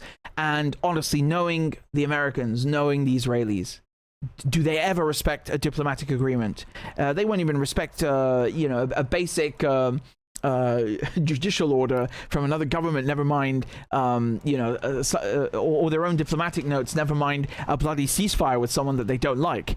As you saw in Lebanon and as you saw in Gaza and so on. I mean, Trump himself helped the Israelis violate the ceasefire in Gaza. He was president when they did that, and he keeps giving them the bombs and everything. And, he lied about wanting a ceasefire in Ukraine. So, and the one in Lebanon was non-existent. So anyway, take everything they say with a bloody kilo of salt, not just a pinch. But here he is talking about Iran. A lot of sites, probably 3 plus the one. But they had 3 main sites, and we knew they're going to have to either give them up. And I thought we could do it during negotiation, and we just about had it done. And then they said, we want enrichment. Enrichment doesn't mean like air conditioning, and it doesn't mean to jack up your car. Enrichment is a bad word. And I said, you got so much oil, what do you need that for? And they said, well, we need it. And what the fuck is this guy smoking, honestly? Enrichment is a bad word. No, it's not really, actually. You need to enrich uranium to 3%, 3% to have a functioning civilian nuclear program. That's what the JCPOA had it at, 3.67%. Enriched uranium. The bad word. I said it. This guy, he looks completely loopy and out of it. I wouldn't let that happen. I think people wouldn't have understood it if I allowed that to happen. So we had a 60-day talk. And that delayed them a lot. And then we said, let's go at it. And it just worked out. And we wanted to work out also for Iran. They were beaten up. And so was Israel, in all fairness. They were both very tight. We call it the 12-day war. That was an intensive war.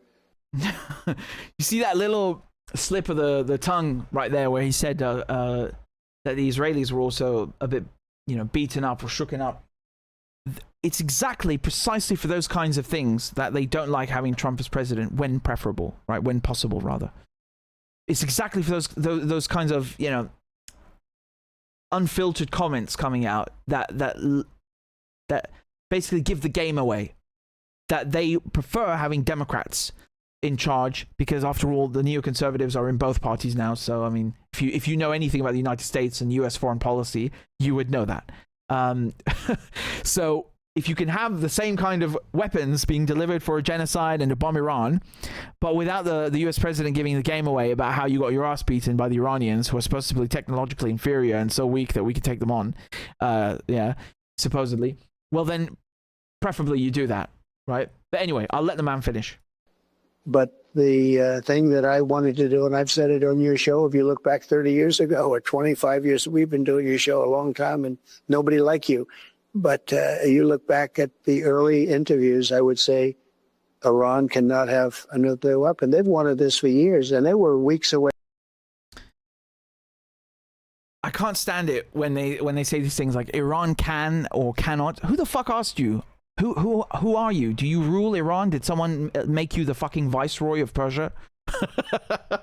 That's a good one.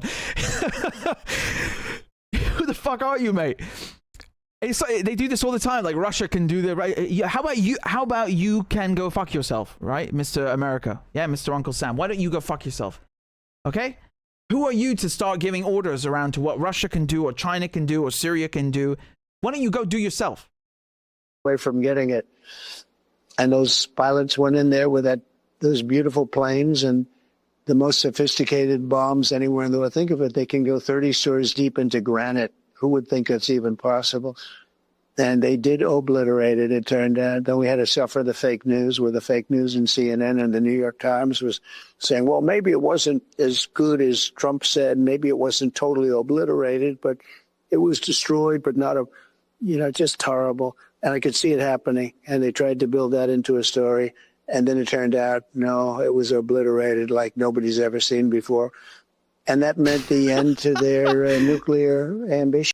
Everything is like nobody has ever seen before. Everything, right? Everything with Trump is unprecedented. It's just nobody's ever seen before. he sounds like a five. No, I don't know. Like, I don't have kids, but he sounds like a toddler who's like half asleep, you know, like in front of the TV or something. He really sounds completely loopy and out of it. And he's talking about bombing another country, and particularly its nuclear sites. I mean, no one ever accused the CIA and the banks of wanting someone intelligent to be president, right? So, just to be fair. Right? No one ever accused the ones that run the country of actually wanting someone smart in power. Anyway, that's not to of course, when I say that, that is not to absolve him of agency and responsibility and guilt and his, you know, criminality in his behavior.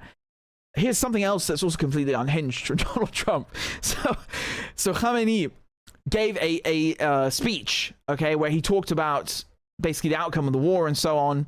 And, you know, as a matter of fact, I'll pull it up and we'll play that for a bit, and then we'll play and then I'll read to you what Trump said. Just briefly, right? Bismillahirrahmanirrahim. Salam و درود فراوان. Yeah, you should be able to see that. عزیز و بزرگ ایران. Okay, so this is a long one. I'm not going to play all of it. I'm just going to go to the relevant parts that Trump is commenting about. If I can bloody find them quickly. Hurry up. And با این تاریخ، ایران با این فرهنگ، ایران با این عزم پولادین ملی، اسم تسلیم برای یک چنین کشوری مایه استهزاء کسانی است که ملت ایران رو میشناسند. لکن این اظهار او یک حقیقتی رو لو داد. آمریکایی ها از اول انقلاب با ایران اسلامی مشغول معارضه هستند.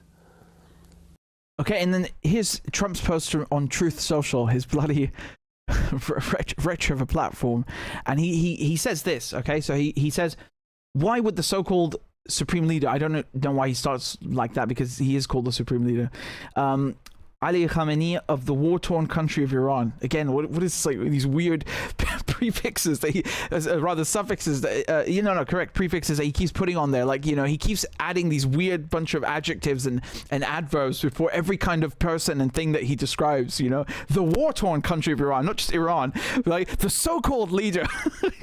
Why does he keep writing like this? It's so utterly bizarre. Anyway, why does Khamenei say so blatantly and foolishly that he won the war with Israel when he knows his statement is a lie? It is not so. It is not so. As a man of great faith, he is not supposed to lie. Well, thanks. I mean, I've always relied on Donald Trump for, you know, his expertise on Islamic leaders.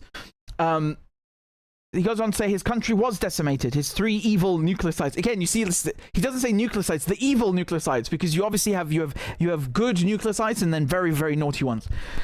Were obliterated, and I knew exactly where he was sheltered and would not let Israel or the United States Armed Forces, by far the greatest and most powerful in the world. And again, you see how like he capitalizes the adjectives, like as if he's talking about God, you know, like or you know, he think, what does he think he's putting, like entries into the Bible, like additional entries or something? Out of his goddamn mind, this guy. I saved him from a very ugly and hold on, I mixed it. Yeah, an ignominious death. And he does not have to say thank you, President. In fact, in the final act of the war, I demanded that Israel bring back a very large group of planes, which were heading directly to Tehran. Okay, so he's just told us, by the way, that he was in Tehran, so he's given that away. I don't know if anyone realized that, but maybe he's burned a couple of sources. I don't know. That just kind of crossed my mind. Anyway, that's an operational security failure right there. Looking for a big day, perhaps the final knockout. Tremendous damage would have ensued and many Iranians would have been killed. It was going to be the biggest attack of the war. You see, he puts the war like in capital. I mean, during the last few days, I was working on the possible removal of sanctions. Really? I'll get to that in a second. And other things which would have given a much better chance to Iran at a full, fast and complete recovery. The sanctions are biting, but But no, instead, I get hit with a statement of anger, hatred, and disgust, and immediately drop all work on sanctions relief and more. Iran has to get back into the world order flow. What? Or things will only get worse for them. What are you going to do? Bomb them? Sanction them? I mean, you've kind of played all your cards, you fucking chimp. Anyway, they are always so angry, hostile, and unhappy. And look what it has gotten them. A burnt out, blown up country. I mean, you are the reason that it's a burnt out, blown up country, if it is that. You literally just said that you refuse to lift sanctions and you bomb them. What the fuck? You literally just said that in the same post. A decimated military, a horrible economy, and death all around them. They have no hope, and it will only get worse. I wish the leadership of Iran would realize that you often get more with honey than you do with vinegar. Peace! With 3 exclamation marks. Honestly, I kind of like the style because it's funny. So whoever's writing this, if it is indeed Trump or someone else, keep doing your thing. It's kind of amusing. But honestly, I mean, this is taking a piss a little bit, because saying that he wanted to lift sanctions. I mean, look, my first instinct and my primary response to that statement is that he's lying when he says that he was going to lift sanctions, because Donald Trump and all US presidents lie. Most politicians lie. Also, the reason he left the JCPOA was literally to put sanctions on Iran. And the reason Iran have been increasing their nuclear program and, or rather, doing a partial withdrawal from the JCPOA during the last couple of years is because of the lack of sanctions relief. So this doesn't make any sense to me. This is Trump contradicting Trump, okay? Which he does all the time. And yes, I know. Ha ha ha. He's an idiot. We know. My point is, if this is true, let's argue the possibility or the hypothesis that this might be actually true, that he was actually considering lifting sanctions. Well, that would reveal a lot, because that would actually mean that they failed their objectives, which it would certainly seem that way, and that, you know, they might have been looking for some kind of agreement or appeasement. I don't know to what extent, but honestly, you know, the thing is with American diplomacy, it's like no matter what they say or no matter what they do, even when they did sign the nuclear deal, you know, Obama, who was in power or who was in the White House at the time, never even really applied it from day one. They were already kind of jerking the Iranians around. Okay, that's very important to remember and to note. So it's so difficult to take anything that's being said seriously, because even if it was actually done in good faith or let's say done for real in reality, it's like it could have also just been a bunch of bollocks. I mean, it's like it's all kind of just muddy and unclear and just what is he? He's just angry basically that you know, Khamenei made a speech. I mean, what the fuck did you expect? Of course he's going to make a bloody speech. Of course he's going to make a bloody speech. It's just been a war and has been seen for you know, just over a week. Of course there was a bloody speech coming. What do you think he's going to go? He's going to go and tell the whole people, oh yeah, the Americans crushed us. We were humiliated.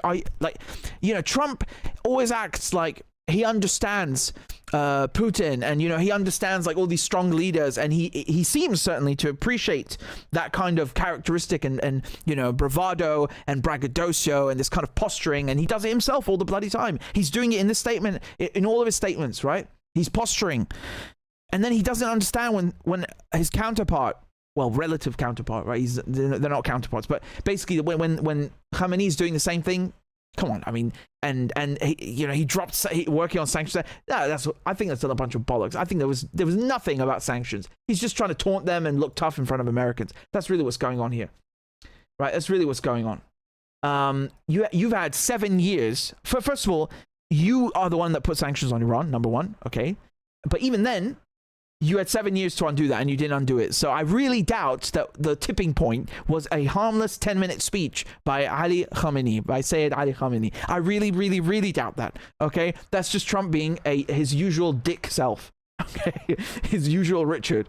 So that's really all that it is.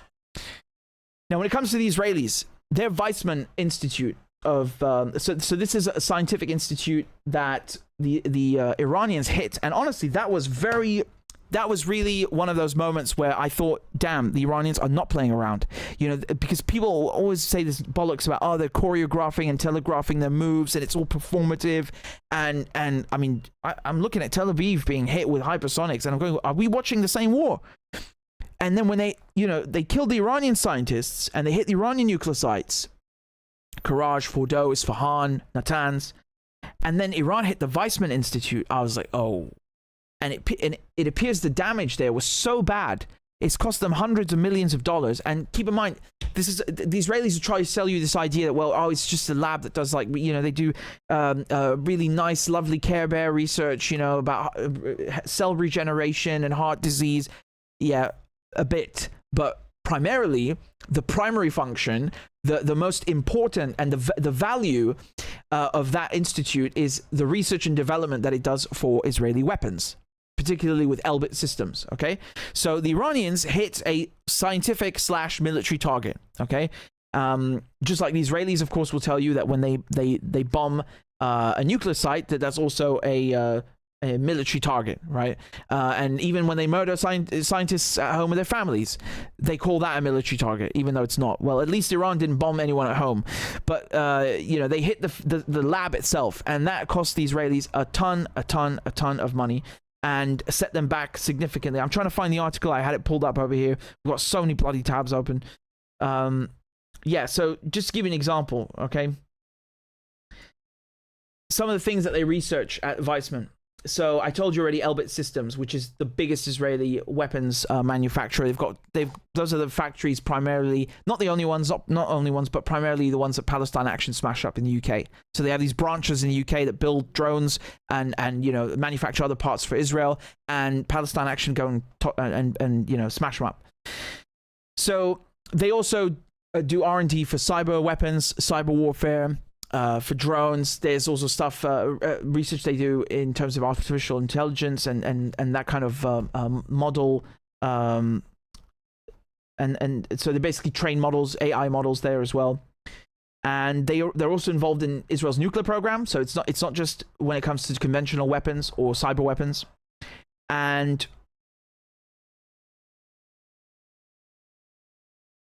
I'm trying to find that figure. Yeah, $570 million. That's the estimated damage. 45 labs. Okay, 45 labs. Gone. And you should keep in mind that, for example, when Israel Channel 13 are saying there are many casualties in the army bases and strategic facilities, but because of the Iranian missiles, but we haven't been able to discuss them until today. So what they're basically saying is that Iran spanked them very, very hard, and they haven't been able to disclose, because of the military censor, of course, the full extent of the damage. And I also believe the Iranians are not giving us the full picture. Again, I told you this. It's nothing, you know, specific to Iran or Israel. It's just in a war, you're always going to hide your losses, or try to hide your losses, minimize your losses, and maximize your gains and wins. It's, you know, for several reasons, for morale, for operational security, you know, for propaganda, etc. So, you know, it's normal that both sides do this, but I think it's fair to say, given the density, the population density of the settlers, also just the how small occupied Palestine is compared to Iran, the fact that the Iranians kept lobbing these volleys and salvos and missiles that, you know, half of the time weren't stopped. I think that it caused a lot of damage, and we're not hearing anywhere near, or seeing anywhere near the scale of the full scale destruction. Not to mention the fact that the Israelis publicly said that any Israeli who's caught filming is going to be punished, arrested, jailed. Right? Ben Gvir, the security minister, was saying that. And also they banned foreign crews. I saw several journalists, you know, American, German, so on, not complaining, but basically admitting, saying that, yeah, we've been stopped from filming. And again, you can argue that's for operational security, sure. But me, when I'm doing an analysis on this war, I'm trying to see what the damage is. So something's being hidden. That doesn't change the fact that they're hiding the scale of the damage. So here's another interesting one I just saw randomly, by the way. Okay, so this is from the Times of Israel. Reports say apartment block and mall near the IDF headquarters in Tel Aviv were damaged during the war with Iran. I think you already know the point I'm going to raise is that, you know, if that were in Gaza, the Israelis would say, oh, well, Hamas are putting the, you know, Palestinians, their neighbors, using them as human shields. They put their headquarters near the mall. They put their headquarters underneath the hospital, blah, blah, blah, blah, blah. But it's okay for Israel to do it. right? Just a small side note. I mean, obviously, no one's saying you should bomb fucking civilians. That's obviously not my fucking point. I mean, if you really, if that's your conclusion from what I'm saying, just go watch something else, please. Leave me alone. but the point is the hypocrisy that's going on, and it's not even just hypocrisy, because hypocrisy would imply that the Palestinians are actually maybe doing that. No. It's number one, the Israelis lie about the Palestinians doing that, and then number two, the Israelis do it themselves, and they're the only ones that bloody do it. Okay, and that needs to be pointed out, because we constantly hear, charred babies and charred civilians and blown up ambulances and hospitals being justified, or attempts to justify that with this exact same bloody argument. And we hear it almost on a daily basis. So it has to be also expunged and exposed and dealt with and demolished and dismantled on a daily basis. And there you go. So now, just again to conclude all of this, IAEA cooperation has been suspended from Iran's side. Okay, we don't know where those 400 kilograms of uranium went. My guess, they're in a safe place. That's just my guess. As I correctly predicted, Fordo seems to be unscathed, or shall we put it perhaps more differently, Iran's nuclear program is unscathed. It's been set back by a few months, and I told you that that's probably what would happen, just based off of common sense, based off of the fact that they've tried to assassinate and bomb Iran and its nuclear sites and commanders dozens of times, and it didn't really achieve anything. So Iran's nuclear program is the genie that's out of the bottle. You understand? The cat is out of the bag. There's nothing you can do now. And I think Grossi himself, by the way, used not those exact terms, but he said something similar in the sense that basically you can't contain that knowledge, right? I think those are the terms that he used. That you can't contain that knowledge, and Iran is a big country. Okay, so in addition to suspending cooperation, they've also Grossi's no longer allowed to go to Iran himself. Inspectors not allowed to do their jobs. Cameras have been removed as well. Remember, some of those cameras were part of the AP or the CSA, and some of them were installed voluntarily, completely outside of the framework of any deal between Iran and the agency. So those are some of the cameras that Iran removed a few years ago, I think in 2021. And of course, they don't tell you that Iran installed them voluntarily in the first place, under no obligation or part of any deal, but they just tell you the part that Iran is removing them, like to paint Iran as kind of like being some kind of scheming, dishonest actor. But that's what mainstream media do. So anyway, and the Israelis, so obviously Iran have taken a massive toll in terms of casualties, right? They lost all these scientists and military commanders, 2 wartime chiefs of staff. I mean, unheard of, really unheard of. And the funeral that they held yesterday, they held a big funeral for everyone in all the martyrs in Tehran. And I'll show you just a video where you can see kind of the scale of it and some footage of what was going on. Give me a second to just get this out here. So yeah, Professor Merendi was kind enough to post these, so I'll just flick through the 4 clips that we have over here. And again, you can see it's a very large turnout, and the country right now in Iran, it's at a very, very interesting point, because they've been more united in the last week or two than I would say since the revolution. Or maybe, I mean, when we say revolution, it's 79, but after that, 80 to 88, you had, so just after you had the Iran-Iraq war.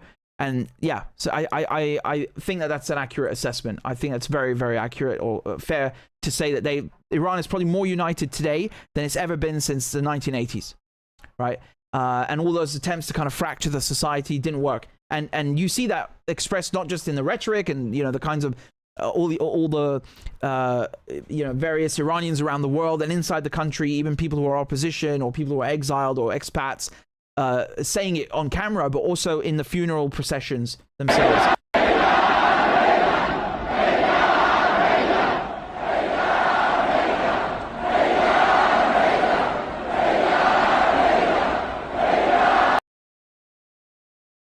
That's in Tehran right there.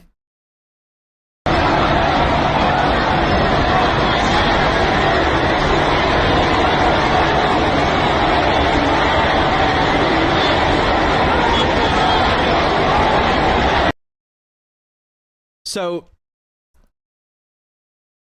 they suffered a lot of casualties, a lot of martyrs, and when I say a lot, I don't just mean in terms of quantity, but in terms of stature. Okay, so they did lose, the significant and important military and scientific personnel, and of course they were killed along with their families too, which makes it all the more barbaric. But in terms of military analysis and what did Israel and the United States achieve? I mean, obviously they want to butcher Iranians into submission. We know that. But their stated goals, their openly stated goals of, we want to cripple Iran's nuclear program, as if they even have the right to do that, right? But they failed at that. Their stated goals failed. And, this is kind of like what we would talk about with Gaza. I mean, what did the Israelis declare as their stated goals? They wanted to destroy Hamas, destroy the infrastructure, and they failed at that, right? They also said they want to basically, they also said that they, sorry, I don't know if that was drowned out for a second, right? I'll repeat what I just said again, either way, just to be safe, just to be sure. But the Israelis and Americans had a stated goal of crippling Iran's nuclear program, and they failed at that. And it's similar to how they failed in Gaza with crippling Hamas and Hamas's infrastructure. They haven't failed, though, with their other stated goal, which is ethnically cleansing Gaza and stealing the land. That's still ongoing, actually. And they might even actually succeed with the former as well.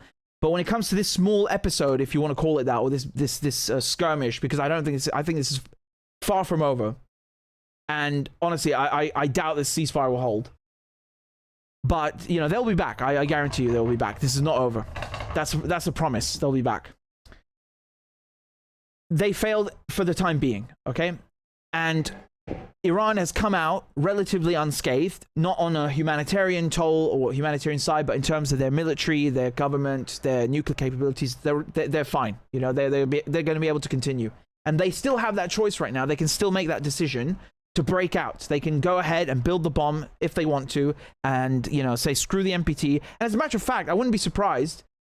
Maybe that whole bill to suspend cooperation was a more calculated move than just outright withdrawal. Because if you go ahead and say, well, screw it, we're leaving the NPT altogether, then you're really making it clear. You're kind of advertising and broadcasting to the world that you're going to go and build a bomb, right? So whereas if you just say, okay, well, we're suspending it, who knows how long that's going to go on for? It's not a hard break.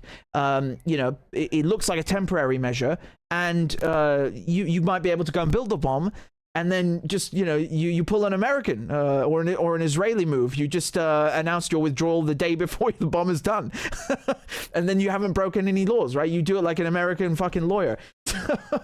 So anyway, that might be a more reserved or a more reserved and tempered way of building it without drawing any attention. Just an idea. I have no clue, honestly. I'm just speculating or rather analyzing what their moves might be right now. But in any case, it's not a hard break. So they've left room for diplomacy, and that's kind of that's always been Iran's signature move or style throughout all of this dilemma, this saga with the US and Israel and the nuclear program, is that they've always made sure to never burn their bridges. Okay, that's always been Iran's style. Perhaps even to the point that it's a bit too naive. Some might argue, right? Some people do argue that in Iran they had enough. They want to get rid of any cooperation with the West and just go and build the bomb. Right? That is a more and more popular position in Iran today than it was, for example, 10 years ago. Much more popular, right? People have really had it up to here. But in any case, the Israelis, I mean, I think really what Iran gained from this, if they gained anything, I mean, it's not like they started it, but they gained a lot of valuable intelligence when they struck that US base, because even if that was also so-called, supposedly choreographed or performative, you're still getting good intelligence from the readiness level, the response time, and so on. So it's not completely useless. You're still benefiting from that. And afterwards, of course, if you look at their they were able to deplete their older missiles, or rather get rid of their older stockpiles, and then they were also able to go ahead and make room for their newer hypersonics to fill up their warehouses and bunkers and so on. And also they're bringing in fresh blood now. I mean, obviously, I think they would have preferred not to have anyone martyred, but you're going to have more fresh blood and fresh, ideas coming into the military, into the nuclear program, and so on. So, basically, this has just been a massive test trial for the bigger war that's coming. And I said that they're going to be back because if you look at what they did with Syria, they spent 60 years on Syria and they did not stop, and they got their way in the end. Okay, I know people think, the war was like 14 years from 2011 to 2015. No, it's been going on for much longer than that, really. And in the end, they got what they wanted, and I think that they're going to do the same with Iran, in the sense that they're going to come back and they're going to keep going and persisting until they get Iran. So, it's very risky. It's very, very risky, and they need to make some very calculated moves, the Iranians. They really need to think hard and well about what they're going to do next to avoid suffering the same fate as Syria.